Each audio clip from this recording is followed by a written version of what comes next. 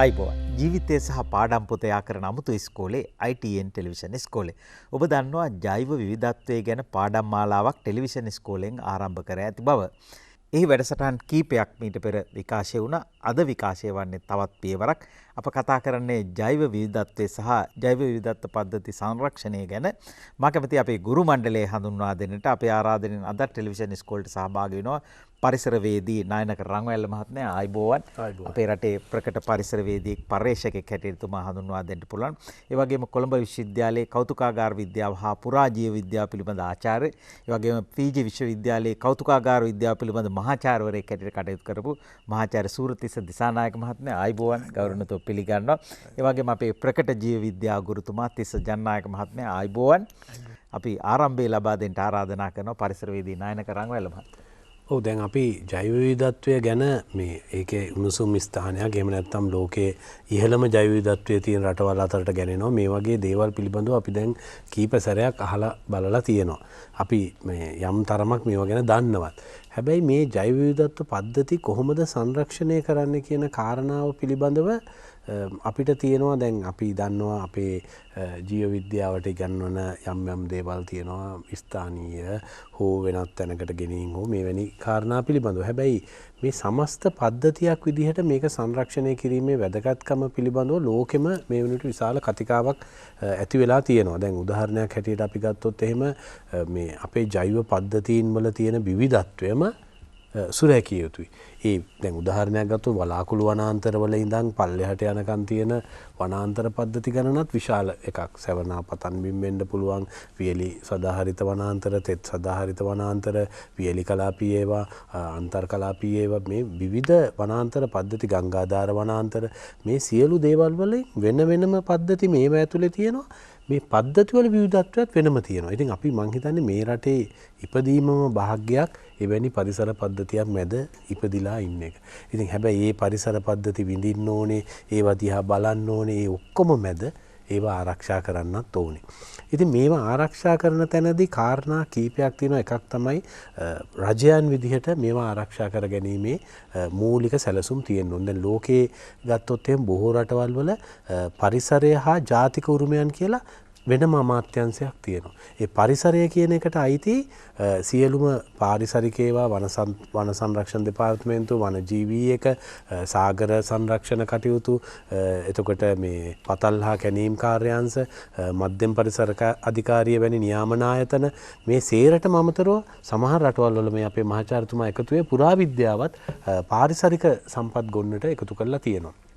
මං හිතන්නේ ලංකාවෙත් අපි ඒ වෙනස විය යුතු මට්ටමට ඇවිල්ලා තියෙනවා. පරිසර අමාත්‍යාංශය නිර්මාණය විය යුත්තේ පරිසර සහ ජාතික උරුමයන් කියන කාරණාව යටතේ. හැබැයි ඒක තමයි වෙන්න ඕන දේ. ඒ පැත්තෙන් මේ රටක් හැටියට අපි මේක රැකගැනීමේ වැදගත්කමකුත් තියෙනවා. අනික් පැත්තෙන් අපිට මොකද්ද කරන්න පුළුවන් දේ?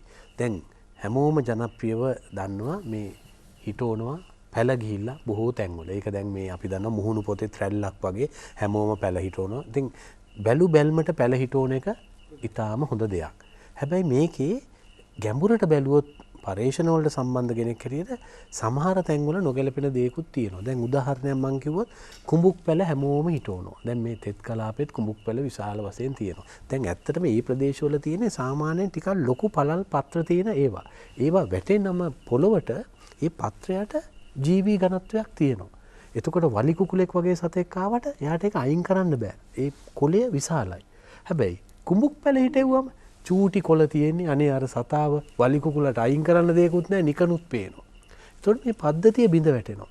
දැන් මෙවැනි බොහෝ සංවේදී කාරණා තමයි මේක ඇතුලේ තියෙන්නේ. ඉතින් මේවා ගැන මේ හදවතත් හිසක් තියන අය තමයි මේවා ගැන තීරණ ගන්න ඕනේ. දැන් අනික් පැත්තට ගත්තොත් අපේ දූ දරුවෝ මං හිතන්නේ මේ දැන් කොළඹවට නම් බොහොම ඒක විලාසිතාවක් වෙලා තිනවා. විශාල මසුන් නැති කරනවා පිට රට වලින් ගේන. දැන් ලෝකේ විශාලම මත්ස්‍යයා කියලා සැලකෙන මත්ස්‍ය වර්ග 3ක් ඉන්නවා. ඒ තුනම මිරිදිය, මේ ඇරපයි මගිගාස් වගේ අඩි 17ක් පමණ වෙන ඒවා මේ කොළඹ මේ මත්ස්‍ය විකුණන තැන්වල ඒ අඩි 17ක් තික් වෙන ඇරපයි මසුන් විකිණීමට තබා තිබෙනවා. වෙනත් මසුනුත් තියෙනවා. ඒ කියන්නේ උදාහරණයක් ගත්තොත් මාබල් කැට්ෆිෂ් වගේ අය එතකොට මේ ස්නේක් හෙඩ්ස් කියලා අපි කියනවා මේ අපේ ලූලන්ගේ ආරංගේ පවුලේ ඉන්න මහා දැවැන්ත වෙන අය ඒගොල්ලෝ අඩි 4-5 විශාල වෙනවා. ඒගොල්ලෝ කබරයන් පවා ආහාරයට ගන්නවා. දැන් මේ අපි ආදරෙන් අරන් යනවා අපේ දූ දරුවෝ ටිකක් කල් ගිහිල්ලා මේගොල්ලෝ මහා විශාල වුණාම කරගන්න දෙයක් නැති වුණාම ගිහිල්ලා අතාරිනවා අපේම වැව්වලට. මේක විශාල ප්‍රශ්නයක්. ඒ වගේම තමයි පුංචි ඉබ්බන්. ඉතින් ඒගොල්ලෝ අපේ පරිසරයට ආවොත් මෙහි නැති අය අපේ පරිසර සමතුලිතතාවය සම්පූර්ණයෙන්ම බිඳ වැටෙනවා. ඉතින් අපි හිතනවා හැමතිස්සෙම මේවා කරන්නේ මහා සල්ලිකාර ධනවත් අය ඒගොල්ලෝ විතරයි පරිසරය වනසන්නේ කියලා නෑ. අපි කරන්නේත් මේ ගෙදර ඉන්න මාළුවා ගිහිල්ලා අනේ දැන් මූ ලොකුයි මූ පව් මූව මේ ටැංකියේ ඉඩමදි කියලා අපි ළඟම තියෙන වැවට එහෙම නැත්නම් ඇලට තොලට අතාරිනවා. මේ හැම දෙයින්ම සිද්ධ වෙන්නේ මේ අපේ මේ මහා ප්‍රතුල ජෛව විවිධත්ව පරිසර පද්ධතිය නොදැනීම ආයනයට එහෙම නැත්නම් විනාශයට පත් වෙන එක. ඉතින් ඒක හන්දා මම හිතන්නේ රටක් හැටියට මේක සුරකින්න වැඩපිළිවෙලක් තියෙන්න ඕනේ. පාලකයෝ කවුරු වුණත් ඒක දශක ගණනාවක් ඉදිරියට සුරැකෙන ආකාරයට යා යුතු වැඩපිළිවෙලක් තියෙන්න ඕනේ. අනික් පැත්තට අපිටත් දැන් අර අපි පෙර වැඩසටහනක් කිව්වා වගේ පුළුවන් නම් අපිට පොලිතින් වැනි නොදිරන දෑ නැති මිනිහෙක් හැටියට ජීවත් වෙන්න. අනික් පැත්තට ඒ ප්‍රදේශයට ගැලපෙන ගහක් හිටවීම තමයි අපි කළ යුතු අනිත් පැත්තේ කාර්යය. ඉතින් ඒ එක්කම මේ තමන්ගේ ගෙදර මේ වගේ ඇති කරන මේ අනිසි සතුන් මිලදී නොගැනීමම තමයි ඒක ඇත්තටම නියාමනය කරලා ගෙන්වීම නතර කිරීම තමයි කළ යුතුම දේ. හැබැයි එහෙම නැත්නම් අපේ මත්ස්‍යයන් ටික අපිට බලා ගන්න වෙන්නේ ස්ථිර වශයෙන්ම මේ කෞතුකාගාර සාම්පල් වලින් විතරයි. මොකද මේ මත්ස්‍යයන් විශාල වශයෙන් අර මත්ස්‍යයන්ගේ ගොදුරු බවට පත් වෙනවා. දැන් කොළඹ මේ ඊයේ පෙරේදා මේ තලංගම වැවෙන් හම්බුණා අර ඇලිගේටර් ගා කියලා අපි හඳුන්වන විශාල මත්ස්‍යයෙක්. ඒ මත්ස්‍යයා මිලෙනුත් අධිකයි. කිඹුලෙක් වගේ රූපකායක් තියෙන්නේ. විශාල දත් තියෙන. ඒකේ අඩි 2මාරක 3ක පමණ මත්ස්‍යයෙක් තලංගම වැවෙන් හම්බුණා. ඒ කියන්නේ කවුරු හරි අර සද්භාවයෙන් ගෙදර ටැංකිය මදි වුණාම ගෙනත් දාලා එහෙම නැත්නම් ඔවුන් දින පොකුණ දැන් කොළඹ විශේෂයෙන් ගම් වතුර එනවා නිතරම ඒකට යට වෙච්ච වෙලාවට අනේ අර වටිනා මාළු සේරම ගියා. වටිනා කියලා ඒගොල්ලෝ හිතන් ඉන්නේ. අපි හිතන්නේ අපේ පරිසර පද්ධතියට නම් ඒගොල්ලෝ වෙන්නේ විශාල විනාශයක්. ඉතින් ඒකන්ද මම යෝජනා කරනවා මේ පාඩම් වැඩ සියල්ල මැද අලුත් ඇසකින් ලෝකය දකින්න අවදි වෙන්න කියලා. ඒක තමයි මේ ඉස්කෝලේත් මම හිතන්නේ විශේෂත්වය. ඔබතුමා මත්ස්‍යයන් ගැන කතා කළා. ටිකක් හිතලා බලන්න අපේ රටේ ඉන්න මත්ස්‍යයන් වර්ග සංඛ්‍යාව කොච්චර මත්ස්‍යයෝ ඉන්නවද? අපේ රටේ තියෙන මල් වර්ග කොච්චර මල් පුෂ්ප කුසුම් කොච්චර තියෙනවද? ඒ වගේම අපි කෙහෙල් ගැන කතා කළා කලින් ජෛව විවිධත්වය පිළිබඳ වැඩසටහන. සමහර රටවලට ගියාම එකම කෙහෙල් වර්ගය තියෙන්නේ. නමුත් අපේ රටේ කොච්චර කෙසෙල් වර්ග තියෙනවද? කොච්චර අඹ වර්ග? ඔව් කෙසෙල් වල රසනේ එකින් එකට වෙනස්නේ. වෙනස්. හැම අතින්ම වෙන අඹ වර්ග කොච්චර තියෙනවද? සමහර රටවල එකම දේ තමයි තියෙන්නේ. ඒ අතින් අපි කොයිතරම් විවිධත්වයක් සහිත රටකද අපි ශාක ලෝකයේ ගත්තත් සත්ත්ව ලෝකයේ ගත්තත් හැම පැත්තකින්ම ඉතා අපූර්ව විවිධත්වයක් තියෙන රටක්. මහාචාර්යතුමා අර මේ කපුට වර්චස් දාන එක ගැන කතා කළා පෙර වැඩසටහනේ. ඒක කියද්දි මට මතක් වෙච්ච කාරණාවක්. ඉතින් අපි දන්නවා කොළඹ කාක්කෝ ගමේ කාක්කෝ කියලා වර්ග දෙකක් හිටියා. ඉතින් දැනුත් ඉන්නවා තමයි. කොළඹ කාක්කෝ නම් තාම ඉන්නවා. කොළඹ කාක්කෝ කියලා අපි කියපු අය එච්චර ඉන්නවද කියලා ප්‍රශ්නයක් තියෙනවා. ඒ කාක්කෝ කපුටත් ඉන්න එපාය. මා දුටු දෙයක් මට ඔය නොඑක් අමුතු අරුම පුදුම දේවල් ලැබෙන කෙනෙන්නේ මාධ්‍යවේදියෙක්ට අටපට්ටමට මහත්තයෝ කපුටු කුඩුවක් තියෙනවා මේ හොඳ එකක් කියලා මම ගිහිල්ලා බලපුවාම ඉතින් තියෙනවා තමයි ඔක්කොම කම්බි කූරු තියෙන්නේ. කෝටු දෙක තුනක් තියෙනවා කම්බි කූරු තමයි මේ කපුටගේ කූඩුවේ වැඩිපුර තියෙන්නේ. ඉතින් එතන තියෙන ඛේද වාචකේ කපුටු බිත්තර වලට මොකද වෙන්නේ? ඉතින් ඕකේ කම්බි රත් වෙනවා. රත් වෙන බිත්තරත් රත් වෙනවා. බිත්තර කොට්ට වෙනවා. කපුටා ඉවරයි. අලුතෙන්ම අර යකඩ විකුණන අය කපුට විශාල වශයෙන් මේ කූඩු හදන නුගගස් යට තමයි ගිහිල්ලා ගෝණියක් විතර යකඩ එකතු කරන්නේ. ඒක මම මේ ඊයේ පෙරේද දැක්කා මේ කිරිලපනෙත් නුග ගහක් යට. ඒක උට කෝටු නැති හින්දා ඌ යකඩ කම්බි කෑලි අරන් යනවා. හොඳයි මහාචාර්යතුමා.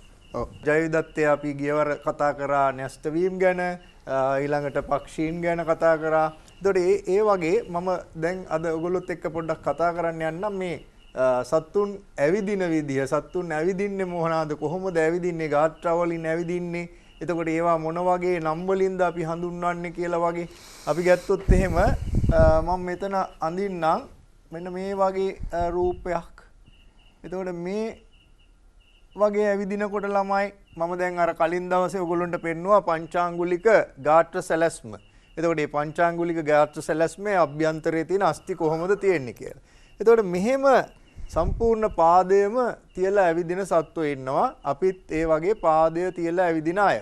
එතකොට මේ වගේ පාදයේම තියලා ඇවිදින අයට අපි නමකුත් කියනවා ළමයි පාදචාරී ජීවීන් කියලා. පාදචාරී ජීවීන් කියලා. එතකොට මේ පාදචාරී ජීවීන්ට යන්න පුළුවන් යම්කිසි වේගයක් තියෙනවා. මේ වේගය තවත් ටිකක් වැඩි කරගන්න නම් සත්ත්ව ලෝකයේ පරිණාමය වෙනකොට මේක තව ටිකක් ඇඩ්වාන්ස් කරගන්න ඕනේ. එතකොට මේක ඇඩ්වාන්ස් කරගන්නකොට මොකද ළමයි කරන්නේ? මේ පාදචාරී අය දැන් මේ විදිහට ඒගොල්ලෝ මෙච්චර වෙලා මේ පොළොවට ස්පර්ශ කරලා තිබ්බ සම්පූර්ණ පතුලම ටිකක් උඩට උස්සනවා. එතකොට ළමයි මේ සත්ත්ව ලෝකයේ සමහර සතුන් මේකට වඩා වැඩි වේගයක් ගන්න කකුල පොඩ්ඩක් උස්සනවා, විලුඹ පොඩ්ඩක් උස්සනවා. එතකොට උස්සලා මේගොල්ලෝ මෙන්න මේ විලුඹ උස්සලා ඇඟිලි වලින් තමයි එතකොට ඒගොල්ලෝ ඇවිදින්නේ. එතකොට ඒකට අපි කියනවා අඟුලි චාරී ජීවීන් නැත්නම් අඟුලිචාරී චලනයක් දක්වන අය කියලා. අඟුලි කියන්නේ ඇඟිලිනේ. ඇඟිලි වලින්. එතකොට තවත් කට්ටියක් මොකද වෙන්නේ? මේක ඒ වේගය මදිහි නිසා ඒකටත් වැඩි වේගයක් ලබා ගන්න ඒගොල්ලෝ ඇඟිලි තුඩු වලින් ඇවිදිනවා. එතකොට ඇඟිලි තුඩු වලින් ඇවිදිනකොට දැන් ඇඟිලි තුඩ ගෙවෙන්න පුළුවන්. මේ ගෙවීම වළක්ව ගන්න ඇඟිලි තුඩ අග ඒගොල්ලොන්ගේ කුරයක් නිර්මාණය වෙනවා. එතකොට ඒගොල්ලොන්ට අපි කියනවා ළමයි ඒ වගේ සංචරණ ක්‍රම කුරචාරී සංචරණයක් කියලා. එතකොට සත්ත්ව ලෝකයේ මේ වගේ සංචරණ ක්‍රමවේදයන් දක්වන සත්තු දැන් ඕගොල්ලොන්ට හිතන්න පුළුවන්. එතකොට මේ වගේ පාද චලතාරී නැත්නම් පාදචාරී කියන තත්වයේ දක්වන සත්තු යටතේ මිනිසා ඉන්නවා. ඊට පස්සේ වලහා වගේ සත්තු ඉන්නවා. මේගොල්ලෝ සම්පූර්ණ පාදයේම පෘෂ්ඨයේම පොළොව මත තියලා තමයි ඇවිදින්නේ. එතකොට මේ වගේ අය ඔයගොල්ලන්ගේ ගෙදරත් ඉන්නවා. බල්ලා, පූසා, කොටියා, සිංහයා, දිවියා ඔය ඕන කෙනෙක් මෙන්න මේ වගේ අඟුලිචාරී. එතකොට අලියා ගැත්තාම ළමයි අපි අලියාගේ කකුලක් ගැත්තාම අලියාගේ කකුල මෙහෙමනේ අපිට පේන්නේ. මේ විදිහට නියපොතු තියනවා ඔහොම.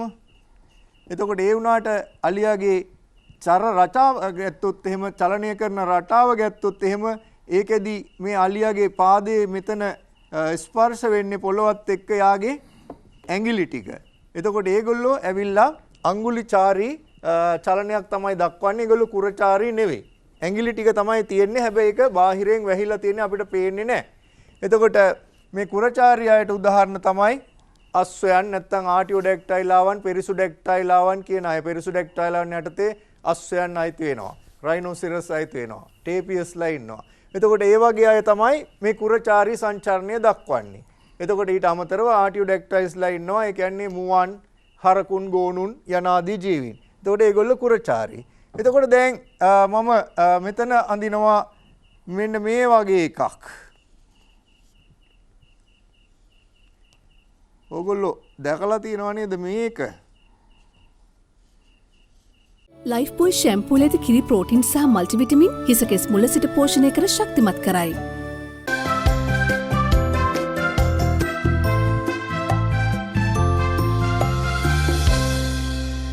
ලයිෆ් බොයි ෂැම්පූල ඇති කිරි ප්‍රෝටින් සහ මල්ටිවිටමින් හිස කෙස් මුල සිට පෝෂණය කර ශක්තිමත් කරයි.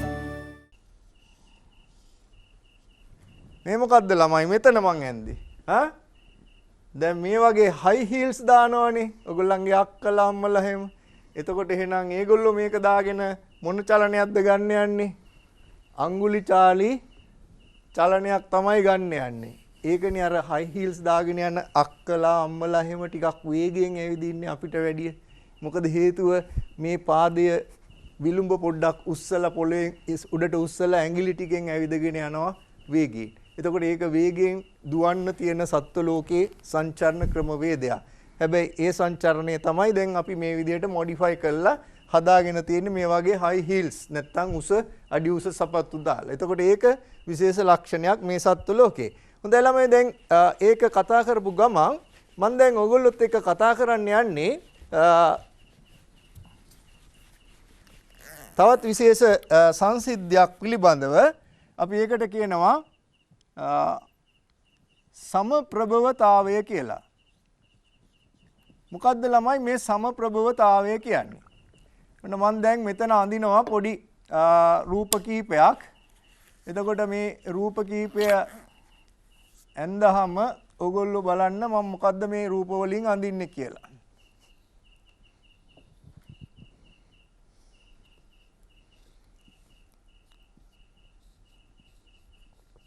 එතකොට ළමයි ඔන්න මං ඇන්දේ මානව අතක්. එතකොට මේ මානව අතේ එහෙනම් මම දැන් මේකේ ඇතුලේ තියෙන අස්ටි ටිකත් මම මෙහෙම ටක් ගාලා අඳින්නම්.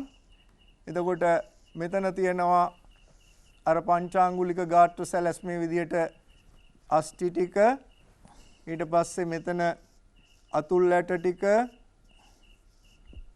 එතකොට මෙතන ඇඟිලි පුරුක් ටික. මේ තියෙන ඇඟිලි පුරුක්.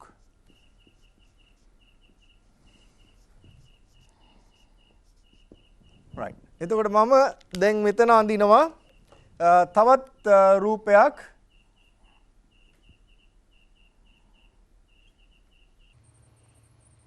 එතකොට ළමයි මේ රූපේ මම අඳිනවා අර කලින් ඇඳපු විදිහටම අස්ටි ওই විදිහට. එතකොට තව රූපයක් මම අඳිනවා මෙතනින්.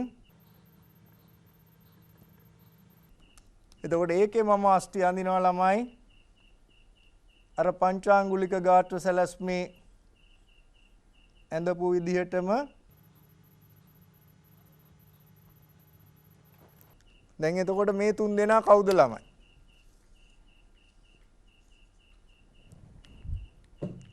කවුද මේ තුන් දෙනා? මේ ඇවිල්ලා මිනිස්සෙක්, මේ ඇවිල්ලා පක්ෂියෙක්, මේ ඇවිල්ලා වවුලෙක්. වවුලෙක් කියලා පේනවනේ. එතකොට මේ තුන් දෙනාගේ මොකද්ද මේ සමප්‍රභවතාවය කියලා කියන්නේ? මේ සමප්‍රභවතාවය කියලා කියන්නේ පොදු සම්භවයක් තියෙන. එතකොට මේගොල්ලෝ ඔක්කොම පෘෂ්ඨ වංශීන්. එතකොට පොදු සම්භවයක් තියෙන විවිධ කෘත්‍යයන් කිරීම සඳහා හැඩගැසුණු ව්‍යුහයන්. පොදු සම්භවයක් තියෙන විවිධ කෘත්‍යයන් කිරීම සඳහා හැඩගැසුණු ව්‍යුහයන්. එතකොට මේ මිනිස් අත බහුකාර්ය හස්තයක් විදියට අපි හඳුන්වනවා.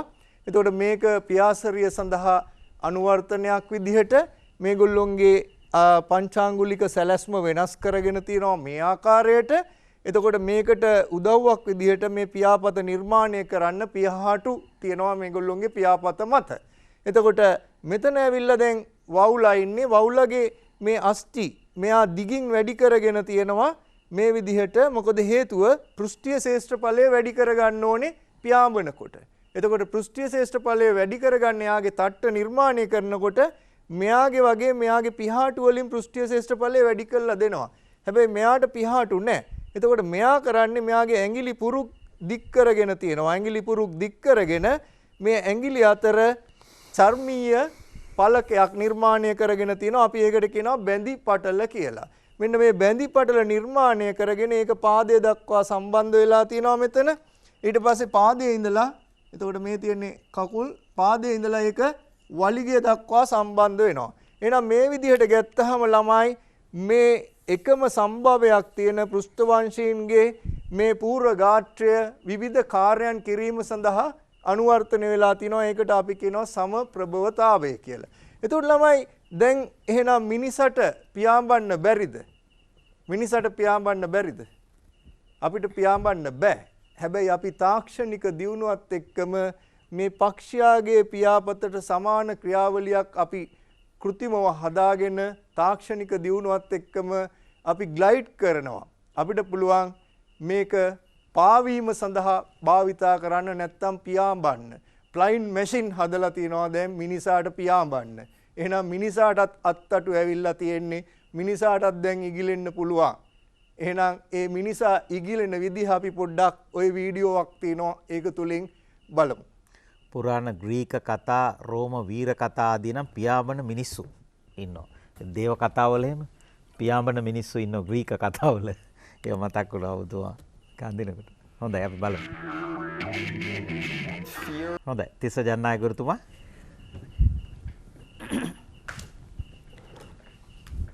අපි කතා කරමින් හිටියේ ජෛව විවිධත්වය සහ ඒ සංරක්ෂණය කියන එක පිළිබඳව. අපේ පරිසරවේදී නායක රංගවල මහත්මයා පැහැදිලි කර ආකාරයටම මේ යමක් තව එකතු කරන්න තියෙනවා මට විශේෂයෙන්ම අපේ අධ්‍යාපනයේ දැන් මේ පාරිසරික ජීව විද්‍යාව 8 වෙනි ඒකකයේ 13 ශ්‍රේණිය එහෙම දාලා තියෙනවා. ඒතර මේ පාරිසරික ජීව විද්‍යාව කියන එක පිළිබඳව මේ ඉගෙනීමට දාලා තියෙන එකෙන් අපි ඇත්තටම බලාපොරොත්තු වෙන දේ තමයි මේ දරුවන් තුල පරිසරය පිළිබඳ ආදරයක් කරුණාවක් මනුෂ්‍යත්වයෙන් යුක්තව අපේ ස්වභාව ධර්මයේ දෙස බලන්න හුරු කරන එක. ඒ වුණාට ඇත්තටම මේකෙදි මේ තියෙන දැඩි තරඟකාරී අධ්‍යාපන රටාව තුල බොහෝ වෙලාවට දරුවන් කරනු ලබන්නේ මේක මේ පරිසර පද්ධති සහ මේ ජෛව විවිධත්වයට ආදරය කරනවට වඩා මේක මේ හතුරුකමට කරු වැඩක් වගේ. මොකද එයාලට දැනෙන්නේ මොකද මේ පාඩම් කරන්න ඕනි මතක තියාගන්න ඕනි විභාග වලට ලියන්න ඕනි පුදුම පීඩනයක් මේවා නැති තරමට හොඳයි කියලා තමයි ඒගොල්ලන්ගේ අදහස. ඉතින් ඒක නිසා මේ ඒක එකක් අනිත් එක තමයි මේකේ එක උදාහරණයක් දීලා විභාගෙදී ඒ උදාහරණයේ විතරකටම ලකුණු දෙන එකෙත් පොඩි ප්‍රශ්නයක් ඇත්තටම තියෙනවා. ඉතින් ඒක නිසා මේ පාඩම් කරන විභාග ලියන සහතික ලබා ගන්න නමුත් පරිසරයේ නොදකින්න දරුවන් පිරිසක් බිහි වෙමින් පවතින බව කනගාටුවෙන් වුණත් කියන්න වෙනවා. ඒ මගේ අත්දැකීමයි. දරුවන් මේ පරිසරය පිළිබඳව මේ ජෛව විවිධත්වය පරිසර සංරක්ෂණය ගිහිල්ලා ඊට පස්සේ පරිසර දූෂණය සහ පරිසර සංරක්ෂණය ඔක්කොම ඉගෙන ගත්ත එක්කෙනා පඩිපෙළ බහැලා යන ගමන් කිරි පැකට් එක පඩිපෙළේ දාලා යනවා අපි අනන්තවත් දකිනවා. ඒ කියන්නේ මේ අධ්‍යාපන ක්‍රමය තුළ අපි අධ්‍යාපනයේ කතා කරන දැනුම කුසලතා හා ආකල්ප කියන තුනෙන් ඇත්තටම ළමයි දැනුම කියන එකට සීමා වෙලා පවතිනවා. කුසලතා ටිකක් අඩුයි ආකල්ප නම් හොඳටම අඩුයි. මොකද අර ප්‍රශ්න පත්‍රයෙන් ආකල්ප හදන්නේ නැති නිසා එහෙම ප්‍රශ්නයක් ඇත්තටම ඔබතුමා මතු කරපු ප්‍රශ්නේ තියෙනවා.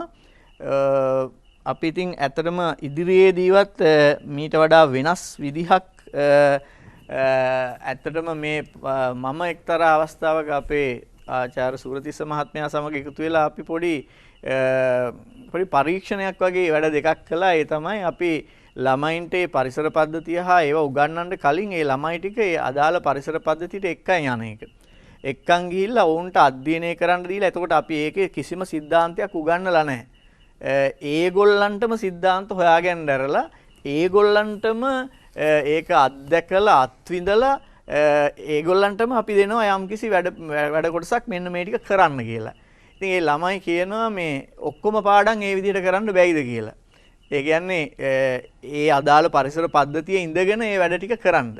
ඉතින් ඒකේ මම කියන්නේ ඒ විදිහටම කරන්න පුළුවන් කියලා. ඒක බොහොම බාර දුර අමාරු වැඩක්. නමුත් ඒ ළමයි අර පන්ති කාමරේ ඉඳගෙන නිදා වැටි මේක අහගෙන මේක නෝට් එක ලියාගෙන ඒක කටපාඩම් කරනවට වඩා ඔවුන් මං හිතන්නේ ඒ අදාළ පරිසරයේ ඉඳගෙන ඒක රස විඳිමින් ඒ ජෛව විවිධත්වයේ ඒ සුන්දරත්වයේ විඳින ළමෙක් බවට පත් කරන්න පුළුවන්කම තියෙනවා. ඒ වගේම ජනනායක මහත්තයෝ ලෝකේ සමහර රටවල අධ්‍යාපනය සකස් වෙලා තියෙන්නේ මෙහෙම තමයි. දැන් මම රූපරාමු සහිතව පෙන්නලා තියෙනවා ඇමරිකා එක්සත් ජනපදයේ පාසල් වලට විශ්වවිද්‍යාල වලට අපි ගිහිල්ලා තියෙනවානේ. ගිහිල්ලා නිකම්ම නෙමෙයි ඒවා රූගත කරන් ඇවිල්ලා මම පෙන්නලා තියෙනවා අටපට්ටම වැඩසටහනේ. දැන් ඒක පාසලකට ගියා ඇමරිකා එක්සත් ජනපදයේ ඒ ඇත්තටම ප්‍රාථමික පන්ති තියෙන්නේ. ඒ පාසල ඇතුලේ ඒ දරුවන්ට ඉගෙන ගන්න ඕන පරිසරය, සෝබාදහම, සතුන් ගැන ඉගෙන ගන්න තියෙන ඔක්කොම ටික කොහොම හරි පුළුවන් තරමින් ඇත්තටම විෂය මාලාරෝම කියලා පොඩ්ඩයි තියෙන්නේ. දරුවෝ හොයාගන්න ඕනේ.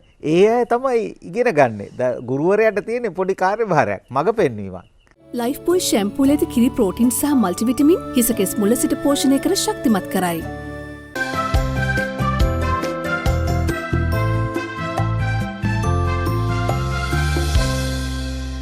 ලයිෆ් බොයි ෂැම්පූල ඇති කිරි ප්‍රෝටින් සහ මල්ටිවිටමින් හිසකෙස් මුල සිට පෝෂණය කර ශක්තිමත් කරයි.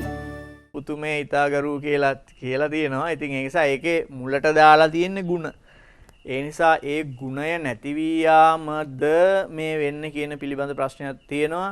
අපේ પરම්පරාව ඔබතුමා කිව්වා වගේ දැන් අවසන් වීගෙන යන අතර මෙන්න මේ අදහස් ටික අපිට පුළුවන් නම් අඩු ගානේ ටෙලිවිෂන් ඉස්කෝලේ හරහා හෝ මේ ඊළඟ પરම්පරාවේ මනස තුලට ගිනියන්න ඔවුන්ගේ හදවත තුලට මේ පරිසරයට ආදරය කරන ලෙන්ගතු වෙන පරිසරයේ රස විඳින දරුවන් පිරිසක් බවට ගිනියන්න පුළුවන් වුණොත් අපි අපේ પરම්පරාවේ යුතුයකම ඉටු කළා කියලා අපිට සතුටු වෙන්න පුළුවන් වෙයි.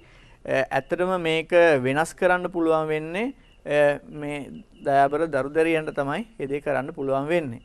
අපි නැවතත් අපි අර කතා කරපු ඒවායි අපි කීපයකට යනවා. මෙන්න මෙහෙම ජීව විශේෂ පිළිබඳව මම මේ කතා කරමින් හිටියේ ජීව විශේෂ වර්ගීකරණය කිරීම පිළිබඳව. ඒක තව එකකට යනවා අපි. ඒ තමයි මෙන්න මෙහෙම ඒකදේශික විශේෂ. ඒකදේශික විශේෂ කියන එකට යනවා. ඒකදේශික විශේෂ කියන එක ගැන කතා කරන්න ගියාම ඉතාමත්ම වැදගත් වෙනවා. ඒකදේශික විශේෂයක් කියලා කියන්නේ යම් කිසි රටක පමණක් ස්වභාවිකව අපිට ඒ ජීව විශේෂය දකින්න ලැබෙනවා. වෙනත් ලෝකයේ වෙනත් කිසිම රටක ස්වභාවිකව ඒ ජීව විශේෂය දකින්න ලැබෙන්නේ නැහැ. දැන් උදාහරණයක් විදිහට ගත්තොත් එහෙම අපේ රටේ ඒකදේශික විශේෂ කියන එක අය අති විශාල සංඛ්‍යාවක් ඉන්නවා. ඒ කියන්නේ ඒකදේශික ශාකත් ඉන්නවා, ඒකදේශික සතුනුත් ඉන්නවා. ඒ අය මුළු ලෝකයේම අපේ රට තුල පමණමයි ඉන්නේ. ඒ ජාන සංයුතිය තියෙන්නේ අපි සතුව පමණමයි. ඒ නිසා ඒකදේශික ජීව විශේෂ ගත්තහම ඔවුන් මුළු ලෝකය වෙනුවෙන්ම රැක බලා ගැනීම අපි සතුයි.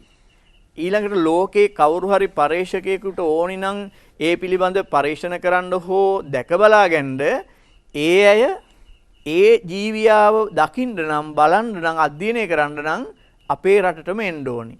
හැබැයි ලෝකේ සමහර රටවල් තියෙනවා භූමි ප්‍රමාණයෙන් මහා විශාලයි. හැබැයි ඒකදේශික ජීව විශේෂ ඉන්න ප්‍රමාණය ඊටාම පොඩ්ඩයි. අපේ රටේ භූමි ප්‍රමාණය ඊටාම කුඩායි. නමුත් ඒකදේශික විශේෂ සංඛ්‍යාව ඊටා ඉහළයි. ඉතින් ඒක නිසා ඒකදේශික ජීව විශේෂ පිළිබඳ ඇත්තටම ඊටාමත්ම වැදගත් වෙනවා.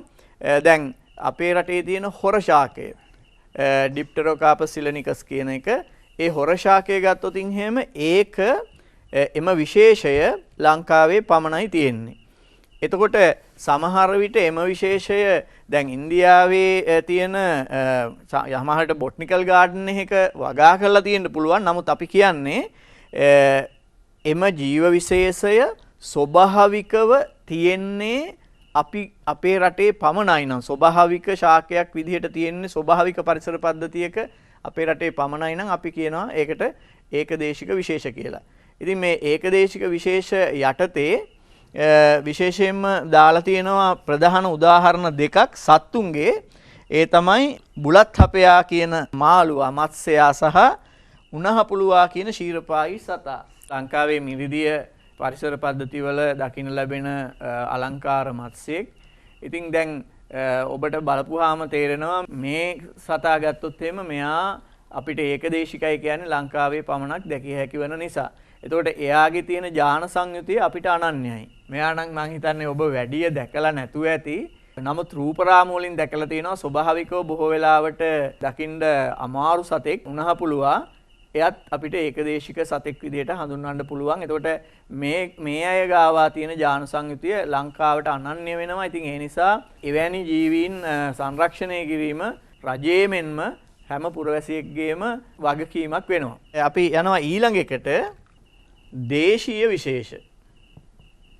දේශීය විශේෂ ගැන කියනකොට කියලා තියෙනවා මෙහෙම ඓතිහාසිකව හඳුනාගත් ස්වභාවික භූමි පරාසයක් තුල ජීවත් වෙන ජීව විශේෂ කියලා. ඒකෙන් අදහස් කරන්නේ මෙහෙමයි.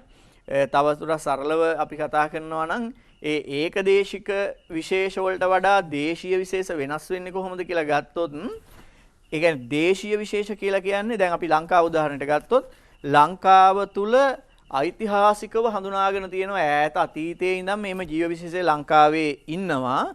විදේශයකින් හඳුන්වලා දුන්න කෙනෙක් නෙවෙයි. හැබැයි ඒ විශේෂය ලෝකේ වෙන රටවල් වලත් ස්වභාවිකව ඉන්නවා. සමහර විට ලංකාවේ ස්වභාවිකව ඉන්න අතර ඉන්දියාවෙත් ස්වභාවිකව වනාන්තරවල එම ජීව විශේෂය ඉන්නවා. එතකොට ඉන්දියාවෙන් ලංකාවට හඳුන්වලා දුන්නත් නෙමෙයි, ලංකාවෙන් ඉන්දියාවට හඳුන්වලා දුන්නත් නෙමෙයි, ඒ රටවල් දෙකේම ඓතිහාසිකම කාලයක් තිස්සේ ඒ ජීවීන් දකින්න ලැබෙනවා. දැන් උදාහරණයක් විදිහට ගත්තොත් එහෙම සත්තුන්ගෙන් ගත්තොත් ලූලා කියන සතා. එයා මත්ස්‍යෙක්, මිරිදිය මත්ස්‍යෙක්.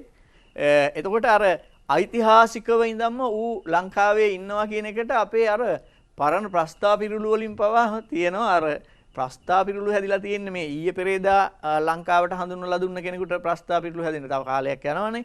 එතකොට අර මේ ලූලා නැති වලට කණයා පඬිතයා කියන ප්‍රස්තාව පිරුළු හැදිලා තියෙන එකෙන්ම පැහැදිලි වෙනවා අනාදිමත් කාලයක ඉඳන් ඌ අපේ පරිසර පද්ධති වල ඉඳලා තියෙනවා. හැබැයි ඌ දේශීයයි. හැබැයි ඌ ඉන්දියාවේ වුණත් එයා ඉන්න පුළුවන්. ඒ කියන්නේ දේශීය විශේෂ කියන්නේ ඒකෙන් අදහස් කරන්නේ ඒකයි අපේ රට තුල ස්වභාවිකව පරිසර පද්ධති තුල ඉන්නවා. හඳුන්වලා දුන්න සතෙක් නෙමෙයි පිට රටකින්. නමුත් ඔහු වෙනත් රටවල් වල සුභාවික පරිසර පද්ධති වල දැකිය හැකි වෙනවා. ශාකත් තියෙනවා ඒ විදිහටම. නාගස කියන එක ගත්තොත් එහෙම අපේ ජාතික වෘක්ෂයේ විදිහට සලකනු ලබනවා. ඉතින් ඒක අපි සලකන්නේ ජීව විද්‍යාත්මකව සහ ජෛව විවිධත්වයේදී දේශීය ශාකයක් ලෙස. එතකොට ඒ දේශීය ශාකයක් ලෙස සලකන ඒවා වෙනත් රටකත් තියෙන්න පුළුවන් ස්වභාවිකව. තවත් එකක් දීලා දෙනවා මේකේ මේ ශාක අතරින් නිතර මේ කතා කරන ශාකයක් තමයි මේ කිතුල් ගහ. කිතුල් ගහත් අනාදිමත් කාලයක ඉඳන් මේ ලංකාවේ තිබිච්ච දේශීය ශාකයක්. නමුත් වෙනත් රටවල් වලත් දකින්න පුළුවන්. ඒකටත් පරණ කතාවක් තියෙනවානේ. අන්දරේගේ කාලේ ඉඳන්ම ආපු කතාවක් තියෙනවානේ. අර අන්දරේ කිතුල් ගහක නැග්ගා කියලා. එතකොට ඒ කියන්නේ ඒ කාලේ ඉඳන්ම අනාදිමත් කාලයක ඉඳන් ඒ ශාකය ලංකාවේ තිබිලා තියෙනවා. ඒතර ඔය විදිහට ගත්තාම ඒකදේශික විශේෂ ගත්තොත් ඒකදේශික විශේෂ තියෙන යම්කිසි රටක පමණයි. වෙනත් කිසිම රටක එම ජීව විශේෂය දක්නට ලැබෙන්නේ නැහැ ස්වභාවික වනාන්තර පද්ධතිවල. ඒතර දේශීය විශේෂ එම රටට පිටරටින් හඳුන්වලා දුන්න එකක් නෙමෙයි. එම රටේ තමයි එයාගේ ඒ භූමිය තුල තමයි ජීවත් වෙන්නේ. නමුත් වෙනත් රටවල් වලද ඔවුන් ස්වභාවිකව හමු විය හැකියි. ඊළඟට එනවා තුන්වෙනි එකට විදේශීය විශේෂ. මේ විදේශීය විශේෂ කියලා ගත්තහම විදේශීය විශේෂවල තියෙන විශේෂත්වය තමයි මේ විදේශීය විශේෂ ගත්තහම අපේ රටට හඳුන්වලා දුන්න අය. ඒ කියන්නේ අපේ රටේ අනාදිමත් කාලයක ඉඳන් හිටපු අය නෙමෙයි. මේ මෑත ඉතිහාසය තුල අපේ රටට හඳුන්වලා දුන්න අය. එතකොට ඒ හඳුන්වලා දුන්න අය අතරින් සමහර වෙලාවට තියෙනවා මේ මම මෙහෙම කියන්නම් ඒවා භෝග බවට පත්වෙච්ච අවස්ථා තියෙනවා. උදාහරණයක් වශයෙන් රබර් ශාකය ගත්තොත් එහෙම අපේ රටේ දේශීය ශාකයක් නෙමෙයි.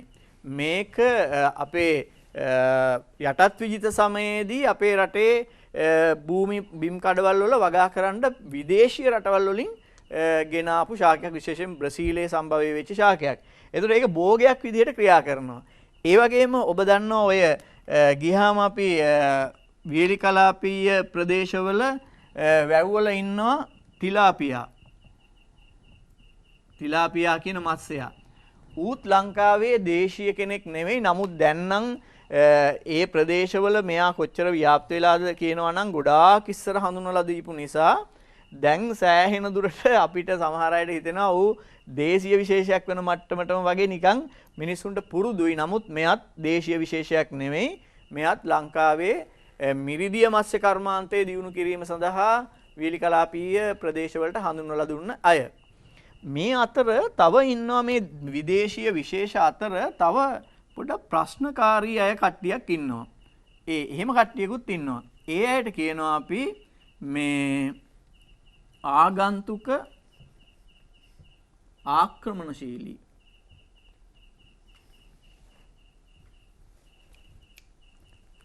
ජීව විශේෂ කියලා. ඒගොල්ලොත් විදේශීය විශේෂ තමයි.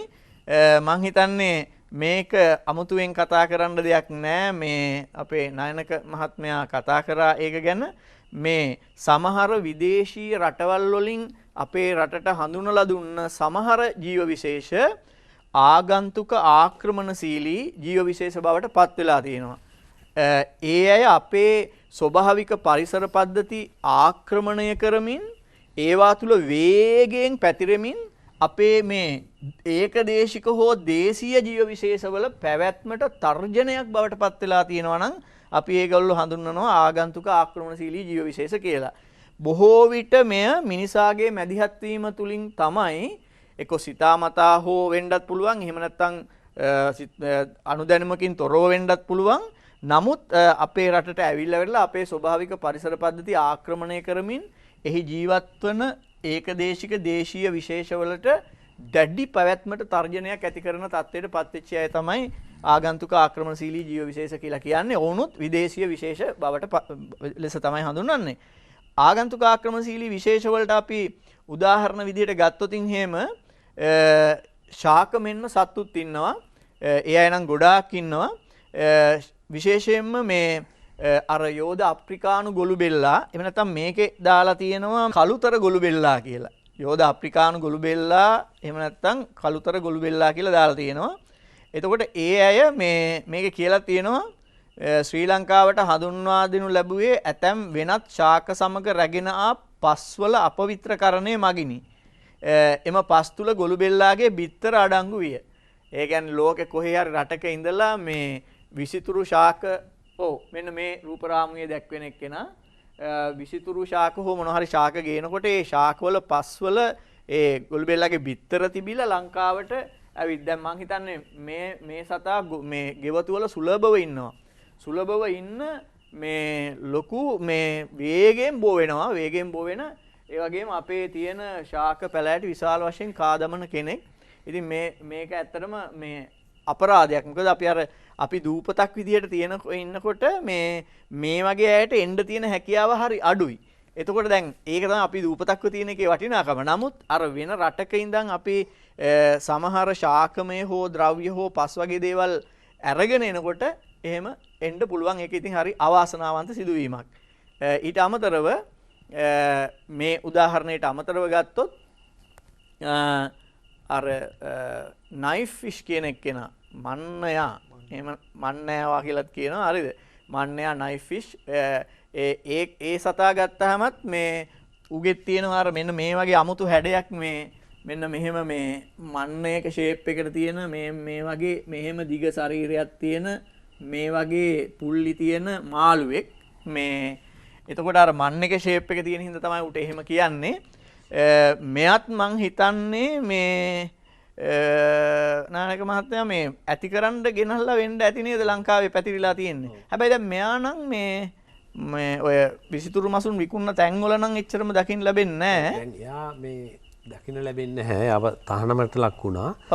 දැන් ඒගොල්ලෝ ගේනවා මෙයාගෙම ඇෆ්‍රිකන් එක්කෙනා. ඒ කියන්නේ මෙයා නෙමෙයි මේ වර්ගෙම වෙනත් ඒ කියන්නේ මේ වර්ගයටම මේ කුලයටම අයත් වෙනස් ස්පීසිස් එකක් ගේනවා.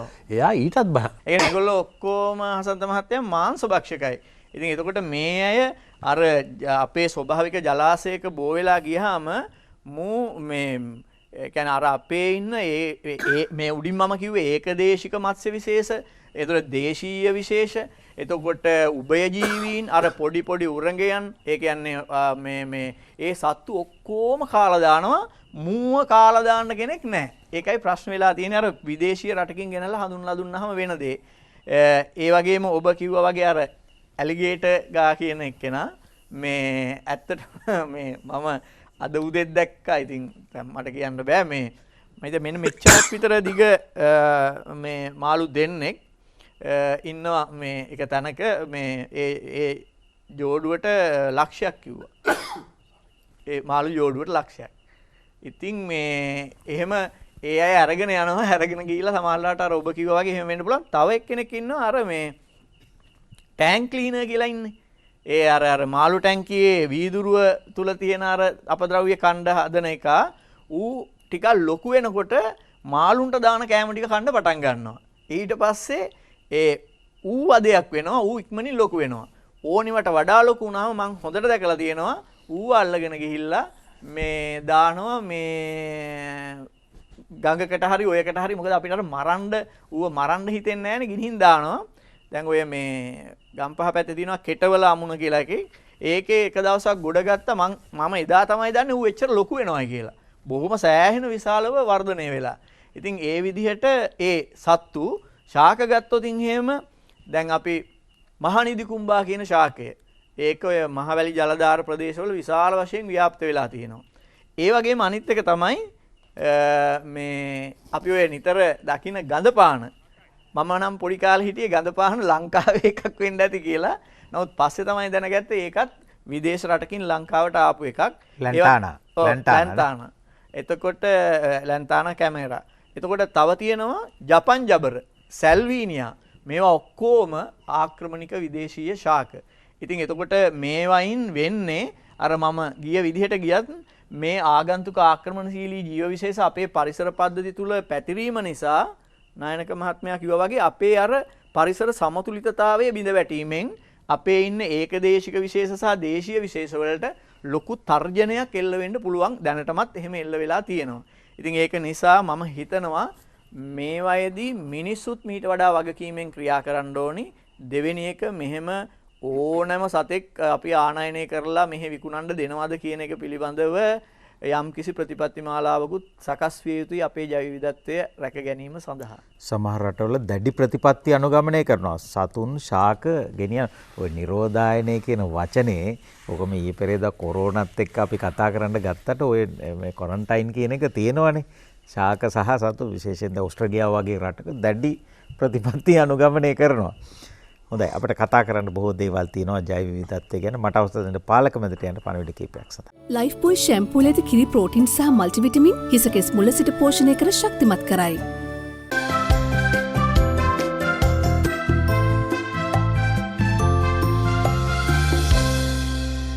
ලයිෆ් බොයි ෂැම්පූල ඇති කිරි ප්‍රෝටීන් සහ මල්ටිවිටමින් හිස කෙස් මුල සිට පෝෂණය කර ශක්තිමත් කරයි. අප නැවතත් ටෙලිවිෂන් ඉස්කෝලෙත් එක පරිසරවේදී නායනක රංගවැල මහත්තයා. ඔව් මං හිතන්නේ මේ ජෛව විවිධත්වයේ අර මේ පොඩි මංකඩවල් ගැන කතා කළා. ඇත්තටම සමහර සත්තු රටට විතරක් නෙමෙයි ඒ තැනටත් ආවේනිකයි. දැන් උදාහරණයක් ගත්තොත් ඒ ප්‍රදේශයේ ඒ කියන්නේ සමහර සත්තු මං එක උදාහරණයක් කියන්නම්. දැන් මේ රංවැල්ලගේ ගස්ගෙම්බා කියලා ගෙම්බෙක් හොයාගෙන තියෙනවා.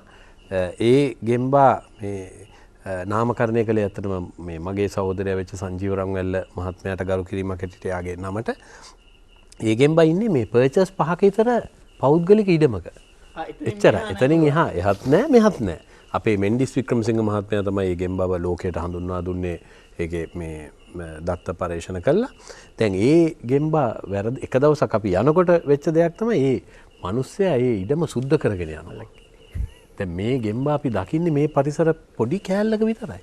දැන් ලෝකෙ මෙහෙම තැනක් තිබ්බනම් ඒක ප්‍රිසර්ව් කරනවා සංරක්ෂණය කරන්න ලෝකය ඒකට මේ බොහෝ රටවල් කටයුතු කරනවා. පස්සේ අපි මැදිහත් වෙලා මේක කරන්න එපා මේක මෙහෙම වටිනේ. නමුත් ඒ මනසට ඒක තේරුනේ නැහැ. නමුත් අර අපේ ඉල්ලීම මත ආයක මේ සුද්ධ කිරීම නැවැත්තුවා. ඉතින් ඒ තරම් මේක වටිනවා. දැන් ඒකෙම මේ දිගුවක් තමයි දැන් මේ කළු කොටිය ගැන අපි කතා කළොත්. කළු කොටි ඉස්සර ඉඳන්ම ඇත්තටම මේ ලංකාවේ වාර්තා වෙලා තියෙනවා. ලෝකෙත් විශේෂ 5ක කොටි වාර්තා වෙනවා ඇත්තටම කළු ප්‍රභේදය. ප්‍රභේදය කියන්නේ ඇත්තට මේක ජානමය විකෘති තත්වයක් තමයි අපි දකින්නේ. ඒ කියන්නේ අර ඉන්න සාමාන්‍ය අපේ දිවියා පැන්තරාපාඩස් කියම ඔව් පැන්තරාපාඩුස් කොටියා කියන එක නේද? ඇත්තටම මේ දිවියා කියන වචනේත් පොඩි ප්‍රශ්නයක් තියෙනවා සර්. මං හිතන්නේ මේ දැන් දිවියා කියලා කියන්නේ ඊට වඩා පොඩ්ඩක් පහළ ඉන්න අයට. ඒ කියන්නේ වල් බලලා කැලෑ බලලා ෆිෂින් කැට් කියලා අපි කියන අඳුන් දිවියා ඒ වගේ අයට තමයි අපි දිවියා කියලා හඳුන්වන්නේ. හැබැයි මෙයා කොටියා කියන්නේ දැන් මෙයාගේ උපවිශේෂය පැන්තරාපාඩුස් කොටියා කියලා විද්‍යාත්මක නමේම තියෙනවා. දැන් ඒකේ මේ තව උදාහරණයක් කිව්වොත් දැන් කොටිරාලහාමි. දැන් කොටියා කුඹුර. දැන් දිවියා කුඹුර නොවි කොටියා කුඹුර උනේ අපි පාවිච්චි කළේ කොටියා අපේ වචනේ. අපේ වචනේ කොටියා. ඉතින් අපි හිතන්නේ ඒක තමයි නිවැරදි වචනේ කියලා. නමුත් බොහෝ අය අරකට කියන අර මේක පැටලිල්ලක් වුණා. මොකද මේ අර LTT ටැමිල් ලිබරේෂන් ටයිගර්ස් කියන එක සිංහලට පරිවර්තනය කළේ වැරදිලා දෙමළ ඊළාම් විමුක්ති කොටි සංවිධානය. දැන් ටයිගර් කියන්නේ ව්‍යාග්‍රය. හැබැයි අභාග්‍යයකට මේ කොටියා කියලා වුණාම අපේ එක්කෙනා දිව්‍ය වෙලා මේ ව්‍යාග්‍රය කොටියා වුණා. එහෙම ප්‍රශ්නයක් එතන උනේ. නමුත් කෙසේ වෙතත් මේක මේ ඊටාම වටිනා සතෙක් මේ ජානමය විකෘතියකින් තමයි මෙයා ඇති වෙන්නේ. ඇත්තටම මේ මෙලනිසම් කියන තත්වය තමයි එයාගේ ඇති වෙලා තියෙන්නේ. ඉතින් මං හිතන්නේ විශාල මේ ප්‍රමාණයකට බොහොම අඩුවෙන් තමයි යාව නිර්මාණය වෙන්නේ. ඉතින් පහුගිය දවස්වල අපි දැක්කා මේ මන්දකට හසු වෙලා ඇත්තටම එවැනි වටිනා දුර්ලභ කොටියෙක් මිය ගිහිල්ලා තියෙනවා. ඉතින් මෙතනදී ප්‍රශ්න තුනක් අපි දකිනවා. මේ එකක් තමයි මන්දක් තියන්න මේ කොටිය යන මාර්ගයක් දැනගෙන හිටිය කලින් එයා වාර්තා වුණා. ඉතින් ඒක සුරක්ෂිත කරන්න අපිට බැරි වෙච්ච එක ඇත්තටම කනගාටුවට කරුණක්. අනික් පැත්තට මේ පුද්ගලයා මන්ද තබපු අයට කියලා දීලත් නැහැ මේ කොටිය පන පිටින් පෙන්නලා විශාල විනිමයක් හොයාගන්න පුළුවන් සංචාරක කර්මාන්තයක් ලෝකේ තියෙනවා කියලා. ඉතින් මේ මිනිස්සයාට එළවලුවවලා ඒක සුරක්ෂිත කරනවට වඩා වැඩි විශාල ගාණක්. ඒ කියන්නේ කීප ගුණයක වැඩි ආදායමක් උපයන්න තිබ්බා මේ සතුන් පෙන්වීමෙන්. එහෙම නැත්නම් මේ සතුන් සංරක්ෂණය කරන්නේ ඒකට දායක වීමෙන්. ඉතින් ඒක අභාග්‍යයකට ඒක වෙලා තිබුණෙත් නෑ. අවසාන වශයෙන් උනේ ඒ අපි දකිනවා ඒ අපේ පරේක්ෂණ අනුව අපිට තියෙන තොරතුරු අනුව අපි හිතන්නේ මේ සතුන් ඇල්ලුවට පස්සේ හසන්ත මහත්තයෝ දැඩි ආතතියකටපත් වෙනවා. එයාගේ ඇඟ ඇතුලෙන් විශාල රසායනික වෙනසක් වෙනවා. ඒකට අපි කියනවා මේ ওই තියෙන එහෙම අවස්ථාවක් ඇත්තටම මේ ඊයේ පෙරේදා යටියන්තොට ප්‍රදේශයේ තමයි මේ සිද්ධිය වුණේ. දැන් ඒ සතා දැඩි කම්පනයකටපත් වෙනවා ආතතියකටපත් වෙනවා. එතකොට එයාගේ ඇඟ ඇතුලෙන් තියෙන හෝමෝන ගණනාවක් එළියට යනවා. ඒ එළියට විශාල ඇඩ්‍රිනලින් ප්‍රමාණයක් නිපද වෙනවා. නිපද වීමෙන් විතරක් නෙමෙයි අවසානයේ ඒක සිද්ධ වෙන්නේ. ඒක මේ දැන් අපි ඒක හඳුනගෙන තියෙනවා. ඒ නිපද වීමෙන් ඇතිවෙන ශරීර අභ්‍යන්තරික මේ විශාල ක්‍රියාවලියක් සිද්ධ වෙලා එයාගේ මුළු ශරීරෙම අඩපණ වෙනවා. දැන් මේක මුවන් ගෙහෙම බොහොම තදින් අපි දකිනවා. දැන් මේ සතුන්ගෙත් ඒක දකිනවා. එතකොට ඒක අනිත් පැත්තට හරවා ගැනීමේ ගැටලු තියෙනවා කියලා විදේශවල පරීක්ෂණ දත්ත වාර්තාවල සඳහන් වෙනවා. ඉතින් අපි දකින්නේ මේ කොටියාව දැන් මෙවැනි දෙයක් දැක්කොත් කවුරු හරි කෙනෙක් මේ දරුවෝ වුණත් මේක බලන් ඉඳලා තමන්ගේ ගමේ හෝ අහල ගමක හෝ මේ වගේ දෙයක් දැක්කොත් මේක බලන්න යාමෙන් මේ සතාට නොදැනීම මරණය ලං කරලා දෙනවා වෙන්න පුළුවන්. අපේ මිනිස්සු මේ එක්කෙනෙක් දෙන්නේ නෙමෙයි දහස් ගාණක් ගම පිටින්ම වට කරගන්නවා. ඉතින් දැඩි ආතතියක් ඇති වෙනවා.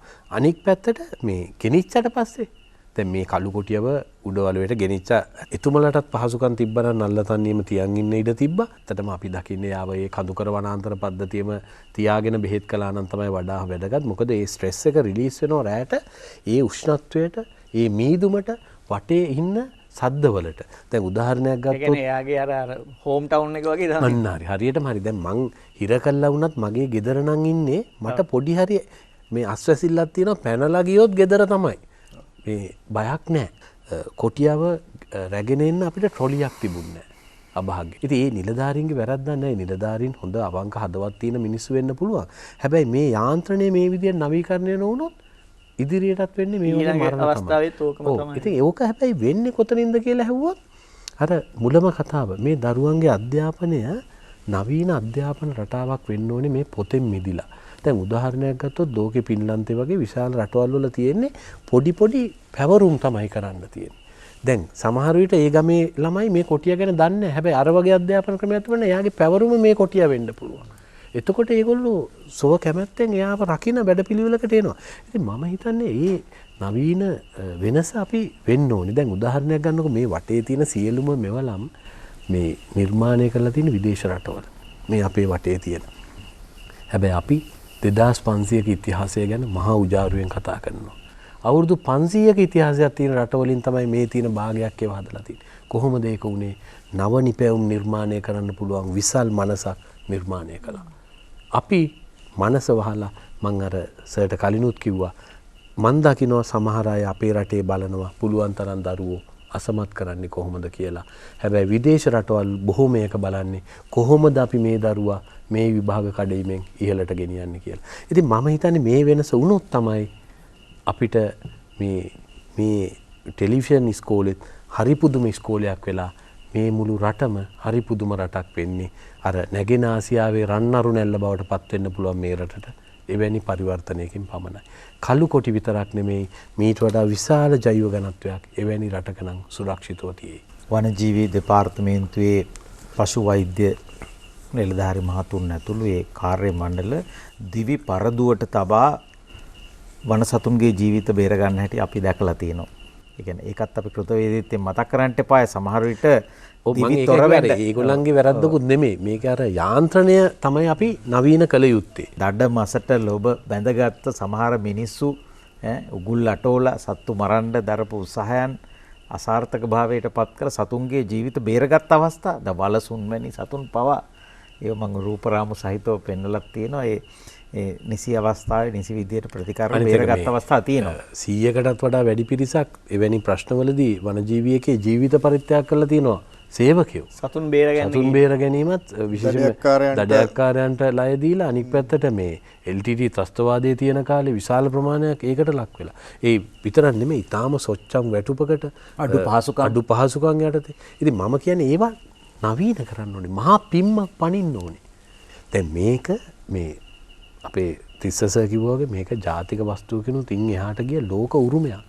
මෙය සුරැකීම මේ අපි වගේ වගකීම විතරක් නෙමෙයි මේක අපේ මේ ඊළඟ දුවලා පුතාලා අපෙන් අහයි මේ ඕගොල්ලෝ පොල් ගෑවද අර වගේ සත්තු නැති වෙනකන් කියලා. ඒක හන්ද මේක මේ මහා දැවැන්ත දෙයක්. ඉතින් ඒකයි මං කියන්නේ මේ වෙනස තමයි අපි බලාපොරොත්තු වෙන්නේ. ඉතින් අපි බලමු මේ ඉදිරියේ එවැනි වෙනසක් වෙන්න එක ගැන. ඔය කඳුකර කොටියක් නොඑක් පැතිවල මහ පාරට යන සමහරට වාහන වලට අහු වෙලක් තිබුණා. සමහර කොටි හම්බෙලා තිබුණ රූපරාම සමහර හැම එකක්ම මටත් කොහෙන් හරි එනවනේ. මේ තද වර්ණයක් තියෙනවා කළු නෑ. හැබැයි පුල්ලි තද පාටයි කළු පාටට හුරු අය හම්බෙලා තිබුණා.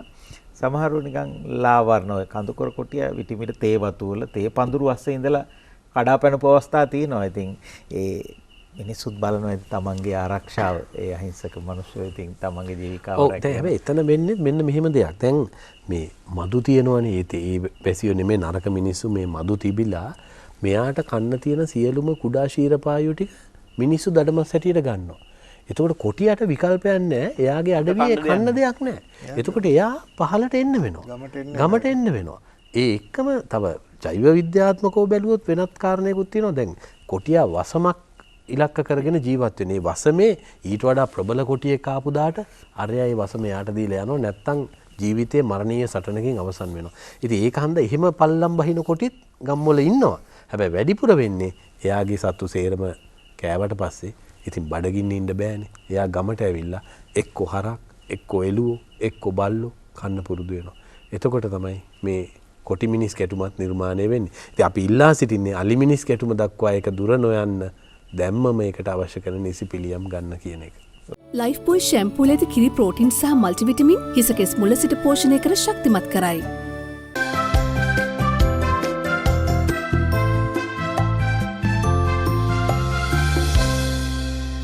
ලයිෆ් බොයි ෂැම්පූල ඇති කිරි ප්‍රෝටින් සහ මල්ටිවිටමින් හිසකෙස් මුල සිට පෝෂණය කර ශක්තිමත් කරයි. මහනුවර ආවටත් ඉඳහිට ඔය කඳුකර කොටිය ආපු අවස්ථා තියෙනවා. ඡායාරූපත් තියෙනවා. එක නිවසක මහාචාර්යතුමා මම ඒ තැනටත් ගියා. කැලේට කිට්ටු ටිකක් මායිංගමක් වගේ තැනක ගෙයක් ගෙදර කට්ටිය ඉන්නවා. ගේ ඇතුලේ බල්ලා එකපාරටම ඉස්සරහා දොරෙන් දුවගෙන ගියාලු. ටයිල් අල්ලපු පොළවේ බල්ලා පස්සේ කොටියකුත් ගේ ඇතුලට දුවගෙන ඇවිල්ලා. අර ටයිල් එක ලෙසනවනේ එකපාරට බ්‍රේක් ගාලා මේගොල්ලෝ සද්දෙට කෑ ගහනකොට මේ කොටියා කලබල වුණා. දැන් බල්ලත් සුරුස් ගාලා හුරුපුරුදු තැවෙන කොටියට මේක හුරු නෑ. අර ටයිල් එකේ ලෙස්සලම ඒ කලබලයටම පිටිපස්ස දොරෙන් පැනලා ගිහිල්ලා ගෙයක් කරා කොටිය ගිහින් තියෙනවා මහනුවරවට සිදුවීමක්. ඒ ඉන්දියාවේ සුලභ වෙනවා.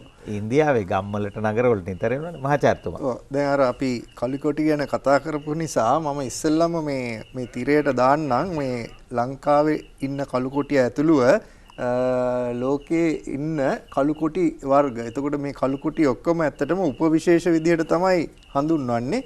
එතකොට පැන්තරා පාඩස් කියන විශේෂයේ උපවිශේෂ කීපයක් තමයි ඉන්නේ. එතකොට මේ වෙනකොට මේ පැන්තරා පාඩස් කියන උපවිශේෂ ඉන්නවා 9ක් ලෝකේ පුරා. එතකොට මේ 9 ව්‍යාප්ත වෙලා තියෙන ආකාරය මේකේ තිරේ දිස් වෙනවා ඔයගොල්ලොන්ට. එතකොට ඒකේ පළවෙනියටම ඉන්න කට්ටිය ඉන්නේ අප්‍රිකාවේ. එතකොට ඒක මෙලනිසම් කියලා දාලා තිනවා. මෙලනිසම් කියලා කියන්නේ කාල වර්ණ. එතකොට කාල වර්ණය තියෙන අයත් ඉන්නවා මේ පැන්තරා පාඩස් කියන අයගේ. එතකොට මේ කාල වර්ණය තියෙන අය මෙතන දක්වලා තියෙනවා 5 දෙනෙක්. එතකොට මේ 5 දෙනාගෙන් එක්කෙනෙක් ඉන්නවා මේ පැන්තරා පාඩස් කොටියා කියන එක්කෙනා ලංකාවේ මෙලනිසම් පෙන්නනවා, කාල වර්ණය පෙන්නනවා. එතකොට ඊට අමතරව කාලවර්ණය නොපෙන්නන අයත් ඉන්නවා. එතකොට මේ කාලවර්ණය කියන එක පෙන්නන අය ප්‍රධාන වශයෙන්ම ඉන්නේ ගහණයකින් 10%ක් තමයි. ගහණයකින් 10%ක් තමයි ඉන්නේ. එතකොට දැන් ඒ කියන්නේ ලංකාවේ ඉන්න දිව්‍යංගෙන් 10%ක ප්‍රමාණයක් අපිට කාලවර්ණේ තියන අය ඉන්න ඕනේ වනාන්තරවල. එතකොට ඉන්න ප්‍රමාණය අපිට හරියටම රෙකෝඩ් වෙලා නැති වෙන්න පුළුවන්. ඒ වුණාට 10%ක ප්‍රමාණයක් ඉන්නවා. එතකොට ඊට අමතරව දැන් මේ කාලවර්ණය පෙන්වන අයගේ තවත් විශේෂත්වයක් තමයි මේගොල්ලෝ ඉන්නේ ගොඩක් අඳුරු වනාන්තරවල. ඒ කියන්නේ නිවර්තන වැසි වනාන්තර වගේ නිවර්තන වනාන්තරවලට ආශ්‍රිතව අඳුරු ගතියක් තියෙන වනාන්තරවල තමයි මේගොල්ලෝ ඉන්නේ. අපි කියනවා ට්‍රොපිකල් නැත්නම් සබ් ට්‍රොපිකල් ඒරියාස් වල තමයි ඉන්නේ. නිවර්තන උපනිවර්තන වනාන්තර ආශ්‍රිතව තමයි මේගොල්ලෝ ඉන්නේ. එතකොට මේක ප්‍රධාන වශයෙන්ම ප්‍රෝටීනයක් සහ මේ ඒ හා සම්බන්ධ වෙච්ච මේ රිසෙප්ටර් එකක් නැත්නම් ඒ ප්‍රෝටීන රිසෙප්ටර් එකක් තියෙන නිලීන ජානයක් සහ ප්‍රමුඛ ජානයක් අතර අතරමැදි සංයුතියකින් තමයි මේ தත්ත්වය ඉස්මතු වෙලා තියෙන්නේ මේ දිව්‍යයන් අතර. එතකොට දැන් අපි ගත්තොත් දැන් ඊට කලින් අපි කතා කරා දැන් මේක ගැන මම මෙතනින් එහාට වැඩිපුර කතා කරන්න යන්නේ නැහැ. අපි බලමු පොඩ්ඩක් මේ අපි කතා කරා පරිබාහිර සංරක්ෂණ මධ්‍යස්ථාන කියලා වර්ගයක් අපි ගැන කතා කරා. ඒ කියන්නේ ජීවීන්ව ඒගොල්ලෝ ඉන්න ස්ථානයෙන් අපිට සංරක්ෂණය කරන්න බැරි වුණාම අපි ඒ ජීවියාව එයාගේ ස්වභාවික තත්ත්වයන් අපිට දෙන්න පුළුවන් විදියට දීලා එයාව වෙන තැනකට ගෙනහිල්ලා අපි ආව සංරක්ෂණය කරනවා. එතකොට ඒ වගේ මධ්‍යස්ථාන ලෝකේ පුරා තියෙනවා සංරක්ෂණ ක්‍රමෝපායන් විදිහට ඇති කරලා තියෙන. එතකොට ඒ වගේ මධ්‍යස්ථාන අතරේ ප්‍රධාන තැනක් ගන්නවා සතුන්ව සංරක්ෂණය කරන පරිබාහිර මධ්‍යස්ථාන නැත්නම් විතෙන් සංරක්ෂණ මධ්‍යස්ථාන විදිහට සත්තු උද්‍යාන. ඊට පස්සේ ශාකරම් උද්භිත උද්‍යාන තියෙනවා. ඊට අමතරව තියෙනවා බීජ බැංකු, පටක බැංකු යනාදී වශයෙන් තවත් වර්ග කිහිපයක් මේ පරිබාහිර මධ්‍යස්ථාන අතර. ඒකම තවත් ප්‍රධාන පරිබාහිර මධ්‍යස්ථානයක් විදිහට අපි සලකනවා ලංකාවේ මේ මොනවාද මේගොල්ලෝගේ බීජෞෂණ නැත්තම් කැස්බෑවන්ගේ බීජෞෂණ මධ්‍යස්ථාන. කැස්බෑවන්ගේ පැටව් රාත්‍රියට ඇවිල්ලා සිසිලේ බලාගෙන තමයි ඒගොල්ලෝ මුහුදට යන්නේ. ඒගොල්ලෝ මුහුදට යන ටිකට තමයි ඒ ගොඩබිම් තීරේ අඳුනගන්නේ අර පොළවේ තියෙන චුම්බක ප්‍රේරණයක් එක ඒගොල්ලන්ගේ මොළය කතා කරලා. මේ මධ්‍යස්ථානවල මේ පැටව් ආවට පස්සේ ටික කාලයක් තියාගෙන ඉන්නවා. තියාගෙන ඉඳලා ලොකු වෙනකන් නෙමෙයි ඇත්තටම විදේශිකයෙක් කෙනකන්. විදේශිකයෙක් කෙනකන් තියන් ඉඳලා එයාට පේන්න සතුටු වෙන්න අතාරිනවා. එතකොට අර මෙයාට එකක් පොළොව අඳුර ගන්න බැරි වෙනවා. මොකද බාල්දියෙන් ගිහිල්ලා මුහුදට තියන්නේ. ඊළඟ ප්‍රශ්නේ තමයි මේ එයාට මුලින්ම එනවා අර දවස් 36ක් එක දිගට පීනන්න පුළුවන් විදිහේ ශක්ති ප්‍රමාණයක්. ඒ දවස් 36ක් එයා නොකඩව මේ පුංචි පැටියා ගැඹුරු මුහුදට පීනනවා. එතකොට තමයි එයාට අනතුරුදායක නැති මුහුදක් හම්බ වෙන්නේ. එයාව කණ්ඩ සත්තු නෑ ඒ මුහුදේ. එයා එතකොට තමයි ජීවිතේ පටන් ගන්නේ. දැන් මේ පැය 36 ගොඩබිම තියලා දවස් 3ක් මේ මිනිස්සු වෙනකන් ඉඳලා ඊට පස්සේ දැම්මම එයාගේ අර සැක් එකේ ශක්තියක් නෑ. එතකොට එයාට මේ ඒ වෙලාවෙම කුරුල්ලන්ගේ බොහෝ විට මේ එවැනි සතුන්ගේ ග්‍රහණයට ලක් වෙනවා. දැන් විශේෂයෙන්ම අර අතාරින බාස්කට් එක දැක්ක ගමන් ඒ හරිය ඉන්න බ්‍රහ්මණ උගුස්ස වගේ සත්තු ටක් ගාලා එනවා. එතකොට තමන් අතෑරපු කැස්ප පැටියව බ්‍රහ්මණ උගුස්ස ගත්තම අනේ විදේශිකයා කනගාටුවටපත් වෙලා තව සතෙක් මිලදී අරගෙන අතාරිනවා. හැබැයි මේකෙන් එතකොට සංරක්ෂණයක් වෙනවද කියන ප්‍රශ්නේ ඇවිල්ලා දැන් මේක පිළිබඳව අලුත් කතිකාවක් නිර්මාණය වෙමින් තිබෙන අවස්ථාව. දැන් ඊට අමතරව ප්‍රශ්නේ තමයි මේ දැන් මෙයා බිත්තර දාන්න ආයි නිශ්චිත කාලයේ අවුරුදු 30කින් පස්සේ විතර ආවම වෙරළ හොයා ගැනීමේ ගැටලු තියෙනවද කියලා ප්‍රශ්නයකට මුහුණ දෙනවා. ඊළඟ ප්‍රශ්නේ තමයි අවුරුදු 30කට පස්සේ එනකොට අවංකවම යා නෙමෙයි හොඳට ගියේ එක්කෙනෙක් අවුරුදු 30කට පස්සේ එනකොට ඒ වෙරළේ අපි හෝටලයක් හදලා නම් එයාට වෙරළ හොයාගන්න බැරි වෙනවා. හැබැයි මතක තියාගන්න ඕන වැදගත්ම කාරණේ වෙන වෙරළකට ඒගොල්ලෝ යන්නේ නැහැ. ඒ කියන්නේ තමන් නිකුත් වෙච්ච වෙරළටම තමයි පැමිණෙන්නේ. එන්නේ.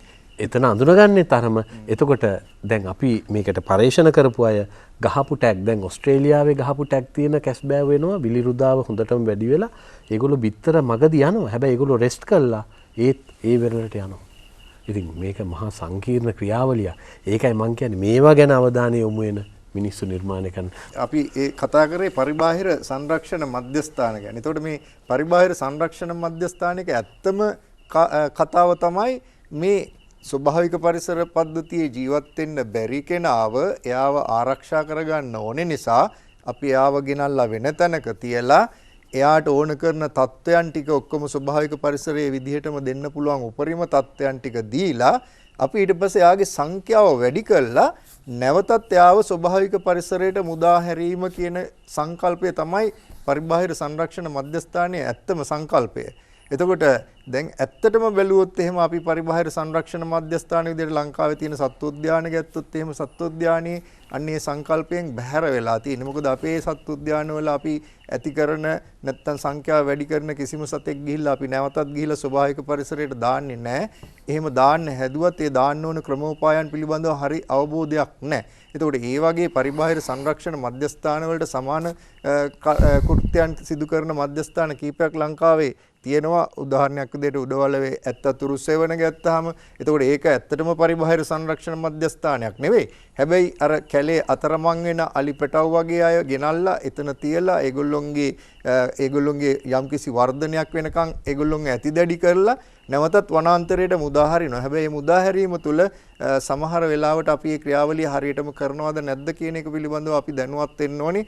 මොකද මිනිස් වාසයේ ඉඳලා අපි මුදා හරින සතාව කැලේට මුදා හරිනකොට එහෙමනම් අපි ඒ සතාව ගොම හරි මඩ හරි මොන හරි ගාලා ඒ සතාව තනිකර කැලේ ඉන්න සුවඳ ඒ සතාට දීලා තමයි ඒ සතාව කැලේට නිදහස් කරන්න ඕනේ. නැත්තම් මිනිස් සුවඳ ආපු ගමන් ඒ සතා කැලේට ගිය ගමන් අනිත් සත්තු ටික වට කරලා ඒ සතාට ගහලා මරලා දානවා. එතකොට එතන සංරක්ෂණයක් වෙන්නේ නැහැ. අපි යන්නේ ඒකත් අවබෝධ කරගෙන තමයි මේ පරිබාහිර සංරක්ෂණය නිසියාකාරයෙන් කරන්න ඕනේ. මං හිතන්නේ මම මෙතෙන්ට ආපු ගමන් නයනකත් එක්ක කතා කරනකොට නයනක ওই කතාවක් කිව්වා කොටියෙක් ගැන. මං හිතන්නේ ඒකත් මෙතන පොඩ්ඩක් කිව්වොත් හොඳයි. අර ඔව් නෑ දැන් මේ එවැනිම කොටියෙක් උත්සාහ කළා වනජීවි දෙපාර්තමේන්තුව මහන්සි අරන් විල්පත්තුවට ගිහිලා පොඩි කොටි පැටියෙක් හම්බ වෙච්ච එක්කෙනෙක්. හැබැයි ඒ කොටි පැටිය අවසානයේ රිදීගමට ගෙනියන්න සිද්ධ වුණා. උත්සාහ කළේ විල්පත්තුවට අතාරින්න. නමුත් එයාට එයාගේ සංස්කෘතියෙන් ඉගෙන ගන්න ඕන කාරණා ටික නිසි ලෙස ඉගෙන ගැනීම අපොහසත් වුණා. මොකද එයා මේ පුද්ගලයන් ආසන්නයේ සිටීමෙන් එයා හීලෑවීමකට ලක් වුණා. ඉතින් ඒකේ අවසාන ප්‍රතිඵලය තමයි එයා වෙනත් කොටියෝ දැක්කම සැඟවෙනවා, වෙනත් කොටියන්ගේ පහර දීම වල ලක් වෙනවා. ඒක හොඳ උදාහරණයක් තියෙනවා. ඒ කොටියා මේ බංගලාවකට ඇතුල් වුණා, වනජීවි බංගලාවකට. මස් කට්ටක් දුන්න මේ කොටියව කූඩුවකට දාගන්න ඕන හන්දා වනජීවි නිලධාරීන්. එයා මස් කට්ට අරන් ගිහිලා කන්නේ ඇඳ උඩ තියන්. සාමාන්‍යයෙන් කොටියෙක් අඳුරු ගුහාවකට යන්නේ. දැන් මෙතනට කොටියෙක් ගෙනත් දැම්මත් අඳුරුම මුල්ලට ගිහිල්ලා යනවා. එතකොට ඇඳ යටට යන්නේ. මෙයා යන්නේ ඇඳ උඩට. ඉතින් ඒකන්ද මේවා සංකීර්ණ විෂයන්. ඉතින් ඒකන්ද අවසානයේ යාට රිදීගම තමයි උරුමුනේ. උත්සාහය හොඳයි. හැබැයි ඒක අර විද්‍යාත්මක ක්‍රමවේද වලටම තමයි කළ යුතු වන්නේ. නැත්තම් හැමතිස්සෙම. හැබැයි ඇත්තතුරු සෙවණ ගැන කියන්න ඕනේ විශිෂ්ට දෙයක් සිද්ධ වෙනවා එතන. මොකද මේ පැටවු ලෝකෙම මතේ තියෙන අලි පැටවු කවදාවත් ඒගොල්ලන්ගේ අලුත් රංචු වලට ගන්න නැහැ කියලා. ඒක තමයි ලෝකෙ පිළිගත් මතය. හැබැයි උඩවලෙන් අතහරින ලද පැටවුන් ඇත්තට මේගොල්ලෝ රංචු වලට ගත්තද නැද්ද කියන අපි පරීක්ෂණයක් කළා. ඒ රංචු මැද්දට ගිහිල්ලා ඒ අලි පැටවුන් ඒකෙන් වෙන් කරන්න අපි උත්සාහ කරා. ඒ රංචුවේ පැරණි ඇතින්න, ඒ කියන්නේ නායකත්වයේ දරන ඇතින්නක්, ඒ ඇතින්න ඒ පැටවු වෙනුවෙන් එළියට ආවා. අපිට පහර දෙන්න. ඉතින් එතකොට එයා පිළි අරන් තිනවා එයාගේ රංචුවේ සමාජිකයෝ. ඒක ඉතින් විශාල ජයග්‍රහණයක්. ලෝකෙට මේ න්‍යාය අලුතෙන් දුන්නේ උඩවලව ඇත්තතුරු සෙවණ. ඒකන්ද ඒක අපි ඊටාම ගෞරවයෙන් මතක් කරන්න ඕනේ. හොඳ කාරණාවක් මතු කළේ මේ හුඟක් අය දන්නේ නැති එක මිනිස්සු ආශ්‍රය කරලා ඉන සත්තු වැඩි කැලේ සත්තු නම් බාර ගන්න නැහැ කියන එක. ඒ කියන්නේ මිනිස් කඳ ඔව් ආශ්‍රය කරලා තියෙන මිනිස්සුනේ නේද? හොඳයි තිස්ස ජනනායක මහත්තයා. ලයිෆ් බොයි ෂැම්පූල ඇති කිරි ප්‍රෝටින් සහ මල්ටිවිටමින් හිස කෙස් මුල සිට පෝෂණය කර ශක්තිමත් කරයි.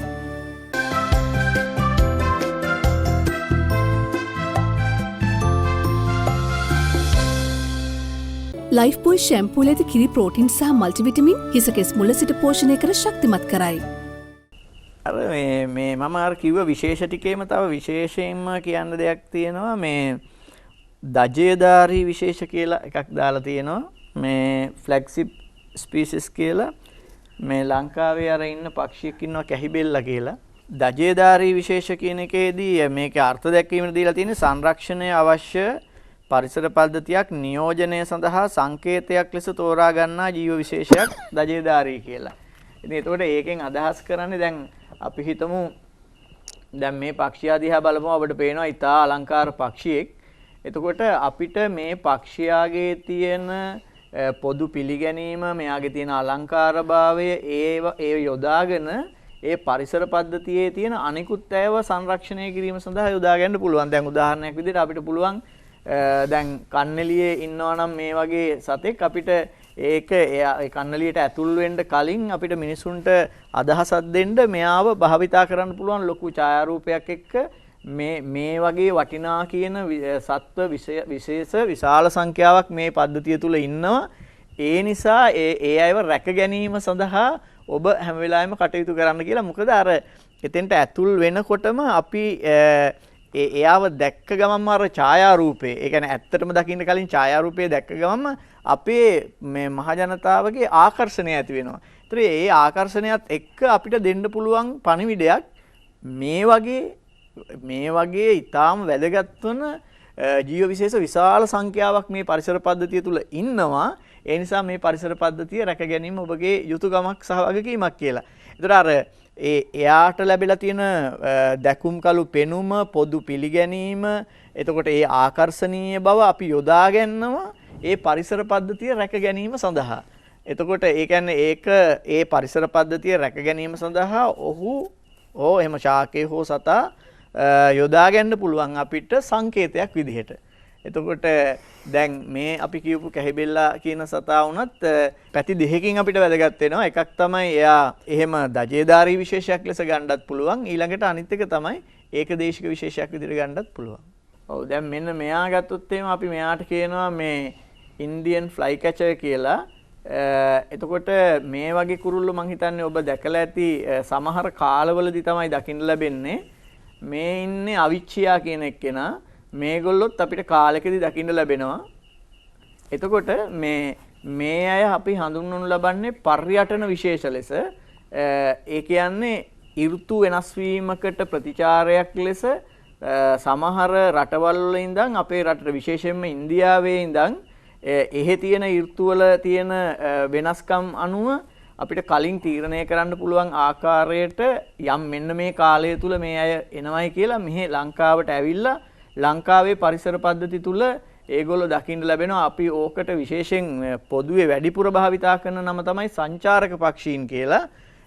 පර්යටන විශේෂ කියලා තමයි ඒගොල්ලෝ හඳුන්වන්නේ.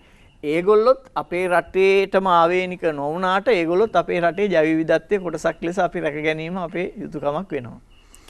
බලාගෙන ගියාම හොඳම ඉස්කෝලේ තියෙන කැලේ. හොඳම විශ්වවිද්‍යාලේ තියෙනෙත් කැලේ. ඒ ටික ඉගෙන ගත්තොත් මේ ඉස්කෝල මොනවද? ඇත්තටම ලෝකේ අධ්‍යාපන ක්‍රම වෙනස් වෙමින් පවතිනවා. සෝබාදහම පරිසරය ගැන අලුතෙන් හිතන්න ඕනේ කියලා හිතමින් පවතිනවා. අපේ අධ්‍යාපන පද්ධතිය වුණත් නවීකරණය වෙනවයි කියලා එකක් කරනවා නම් හිතන්න ඕන පැත්ත තමයි ඒක. ඒ කියන්නේ ඇත්තටම හසන්ත මහත්මයා මේ මම මේ කියන දේ මම ප්‍රායෝගිකව ලැබපු අත්දැකීමක් මේ එක්තරා වනෝද්‍යාන කියන්නේ වනෝද්‍යානයක මේ ගිහිල්ලා ඉවර වෙලා මේ අර ඇතුලේ තියෙනවානේ බංගලෝස් වගේ ඒ වාගේ එකක ගිහින් විශේෂයෙන් ඒ ගියාට ඒ පරිසර පද්ධතිය අධ්‍යයනය කරන්න හෝ ඒක රස විඳින්න ගිය අය නෙමෙයි කියලා මට තේරුණා. ඒ කියන්නේ මමත් වෙන කණ්ඩායමක් විදිහට ගිහිල්ලා හිටපු අවස්ථාවක ඒගොල්ලෝ ඒ මුළු සෑහෙන දවසේ කාලයක් ගත කරේ මේ ෆෝන් එකේ සිග්නල් හොයන්න. ඒක අසුඩ නගිනවා එක කරනවා ෆෝන් එකේ සිග්නල් හොයන්න. එතකොට ඇත්තටම මේ වනාන්තරයක් ඇතුළට ගියාම ඒ ෆෝන් වල සිග්නල් නැති වෙලා යන තරමටම හොඳයි කියලා මම නම් හිතන්නේ. අපේ රටේ අය සමහර වෙලාවට මේ මම දැකලා තියෙනවා ළමයින්ටත් මේ ප්‍රශ්නේ තියෙනවා සමහර විට සිංහරාජය එක්කන් යනවා කියලා කියපුවාම බොහොම උනන්දුවෙන් බොහොම හොඳට ලෑස්ති වෙලා යනවා. ගිහිල්ලා ඉතින් බලලා මේකද සිංහරාජය ඉතින් මොකද්ද මේකේ බලන්නේ හැම වටේටම ගස්නේ තියෙන්නේ කියලා. ඒ කියන්නේ මේක රස විඳින හැටිත් අපි ළමයාට කියලා දෙන්න ඕනේ. මේ S2 විතරකින් අපිට මේක රස විඳින්න බෑ. අපිට දෙන්න ඕනි ළමයාට ජෛව විවිධත්වයේ වෙනස. දැන් උදාහරණයක් ගත්තොත් ඒ ගස්වල කොළ ගත්තොත් හැම ගහකම කොළ තිබුණට ඒ කොළවල ස්වභාවය, පාට, අල්ලලා බලපුවාම ස්වභාවය, නාරටි පිහිටන විදිහ, ඒ නාරටි වටේට එකතු වෙන ඒවා තියෙනවා, එකතු වෙන්නේ නැති ඒවා තියෙනවා. මෙන්න මේ විවිධත්වය අධ්‍යයනය කරන්න ළමයාට කියලා දෙන්න ඕනි. එහෙම නැතුව නිකන් ගිහිල්ලා පෙන්නලාවට ළමයෙකුට ඒක රස විඳින්න හම්බෙන්නේ නැහැ. ඒ වගේම මේ කියලා දෙන්න ඕනේ මේ ඒ දරුවන්ට මේ වනාන්තරයෙන් ගන්න පුළුවන් ඡායාරූප විතරයි ඔව්. මේ තියලා එනවා නම් තියලා එන්න පුළුවන් පාසලකුණු විතරයි කියලා. ඒක ඒ ළමයි ඉගෙන ගත්තොත් ඒ කියන්නේ අපි ගිනියන හැම දෙෙම ආපහු ගේන්න ඕනේ. ඕනේ. තියලා එන්න පුළුවන් අඩිපාර විතරයි. අරගෙන එන්න පුළුවන් නම් වනාන්තරයෙන් ඡායාරූපයක් විතරයි. ඒ කියන්නේ රුපියයි දැනුමයි. ඔව් දැනුමයි. ඒ කියන්නේ මේ ගස් කොළන් මල් ඒවා සේරම වනයේ තියෙන්න ඕනේ. ඔව්. ඒවා ඔක්කොම අයිති වෙන්නේ වනාන්තරයට. වනාන්තරයට. ඊළඟට තවත් දෙයක් කියන්න ඕනේ වනාන්තර නිරීක්ෂණය කරන්න යනවා නම් මේ අපේ ළමයි මේ එක එක වෛවර්ණ ඇඳුම් ඇඳගෙන වනාන්තරය තුලට යන එක නවත්තන්න ඕනේ. ගොඩක් දුරට ඔයගොල්ලෝ අඳින්න ඕනේ වනාන්තරයේ තියෙන ගහකොළ වලට සමාන වර්ණ තියෙන ඇඳුමක් තමයි ඇඳගෙන යන්න ඒක ඕනේ. කොච්චරද කිව්වොත් අපි කොළඹ අඳින්නෙත් ඒ වගේ. කැලේම ඉඳලා. ඔව් කැලේම ඉඳලා. කැලේම ඉඳලා ඉගෙන ගන්න පුළුවන් දේවල් ටික මේ අපි සාමාන්‍යයෙන් ඔය උසස් පෙළ වගේ එහෙම අධ්‍යයනය කළා ඉගෙන ගන්න පුළුවන් දේවල් වලට වඩා ගොඩාක් එහායින් තියෙන්නේ. ඒ කියන්නේ මට හිතෙනවා ඒ දැනුම තමයි නියම ස්වභාවික දැනුම කියලා. අපේ ළමයි ලබා ගන්න දැනුම අස්වාභාවිකයි. ඒ කියන්නේ ඒ අයට අපි කියලා දෙනවා, නෝට් එකේ ලියා ගන්නවා, පාඩම් කරනවා, ඒක මතක තියාගන්නවා, උත්තර ලියනවා. මම පැහැදිලිව කියනවා. අපි දැන් මේ කිව්ව උදාහරණ ටික තියෙනවානේ. මේ ජෛව විවිධත්වයේ පිළිබඳව උසස් පෙළ විෂය මේ විභාගෙට ලියන ළමයි 100ක් අරගෙන මේ කියපු ඇයව ස්වභාවිකව තමන්ගේ ඇස් දෙකෙන් ඡායාරූප නැතුව දැකලා තියෙන අය කී දෙනෙක් ඉන්නවද කියලා හොයන්න. එතකොට අපිට ළමයාගේ තත්ත්වය හොයාගන්න පුළුවන්. ලයිෆ් බොයි ෂැම්පූල ඇති කිරි ප්‍රෝටින් සහ මල්ටිවිටමින් හිසකෙස් මුල සිට පෝෂණය කර ශක්තිමත් කරයි.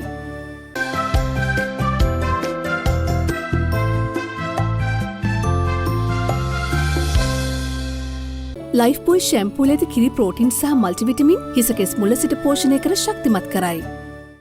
ලෝක පරිසර දිනය යෙදෙන්නේ ජූනි 5 වෙනිදාට. ජූනි 5 වෙනිදා ස්වාධීන රූපවාහිනිය අපටත් විශේෂයි අපෙත් සංවත්සරේ.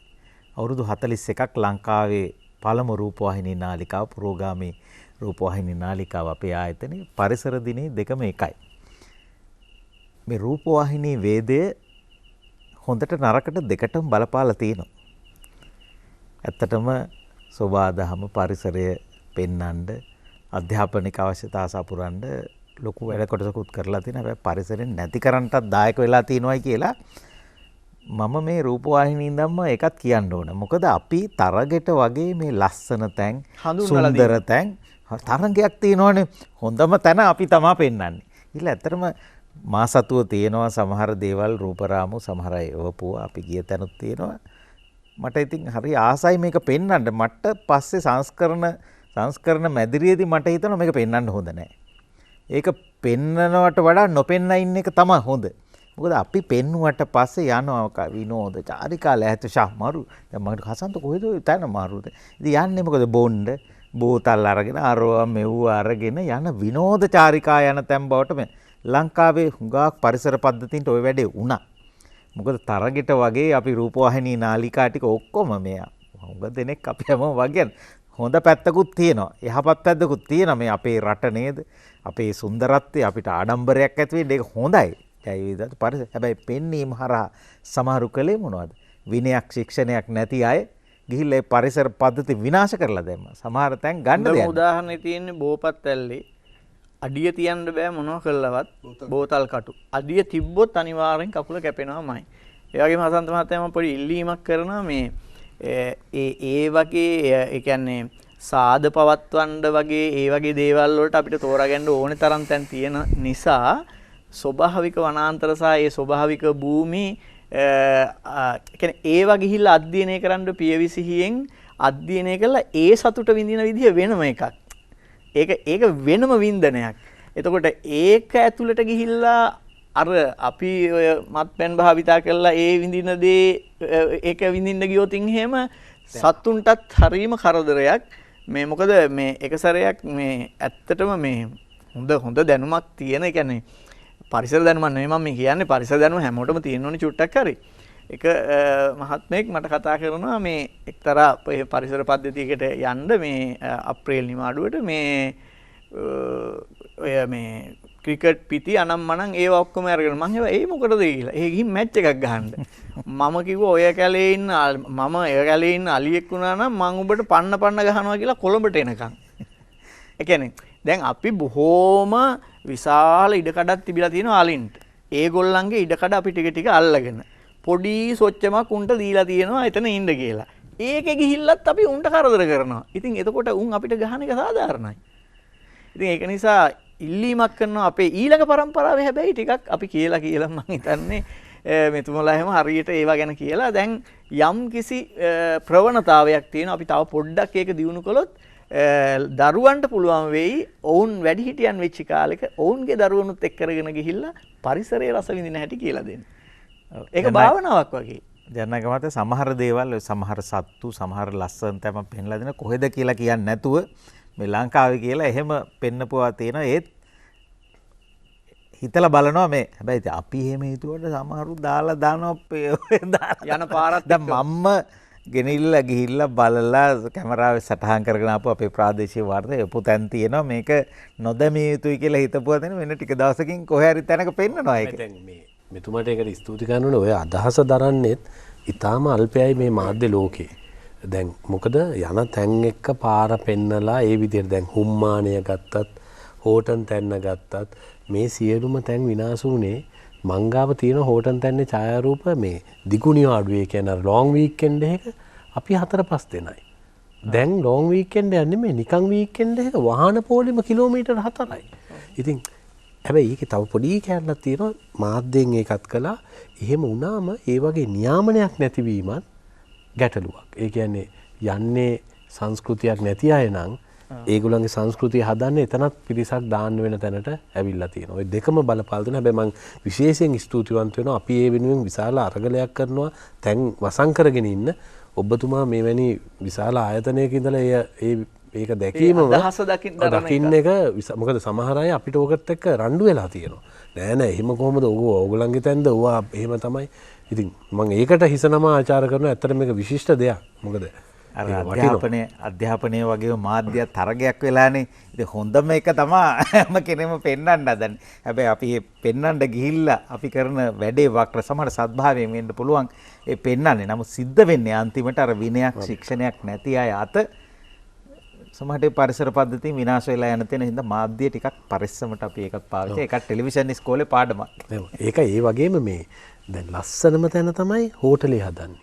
ටික දවසකින් හෝටලේ අපද්‍රව්‍ය ඔක්කොම දාලා ලස්සන තැනක් නැහැ. ඊට පස්සේ හෝටලෙත් නැහැ. මොකද මේ තැන හදන්නේ එන්නේ. ඉතින් මේවා ඉගෙන ගන්න ඕන අය හැමෝම මුලැමැදාග සේරම. ඉතින් මේක බලන මේ විශාල දරුදැරියන්ට කියනවා අනේ ඕගොල්ලෝවත් ඕගොල්ලන්ගේ මනස මේවට විවෘත කළා. මොකද අර තිස්සස කිව්වා වගේ කැලේට හුරු වුණොත් නම් දෙයියෝ ආයි කොළඹේ නැහැ හරියට ගියොත්. ඒකයි ඒකේ වෙනස. ඒක මම හරි බයෙන් අර කතාව කිව්වේ මේ කැලේ තමයි හොඳම ඉස්කෝලේ කැලේ තමයි හොඳම විශ්වවිද්‍යාලේ කියපු හැටි දැන් ওই පැත්තට හැරෙන්න ගත්තොත් එමෙ යමු කැලේ යන් ළමයි යන් කියලා ඒරම ඉස්සර කරන් තේරම කැලෑ වැදුනොත් එහෙම ඒකත් ලොකු ප්‍රශ්නයක් එනවා. ඊට කලින් කැලේ ඇතුලේ ඉන්න විදිය ඒ විනය ශික්ෂණය දරුවන්ට දෙන්න ඕන. සෝබාදහම පරිසර පද්ධතිය කියන වටිනාකම ඒ හික්මීම දීලා කැලේට එක්කගෙන ගියොත් ප්‍රශ්නයක් වෙන එකක් නෑ. කැලේට ආදරය කරන කැලේ රස විඳින්න පුළුවන් කෙනෙක් වෙන්න ඕනි කැලේට යන්න. ඒ කියන්නේ අර සාමාන්‍ය පොදු විනෝදය සඳහා යන තැනක් නෙමෙයි වෙන්න ඕනි ඒක.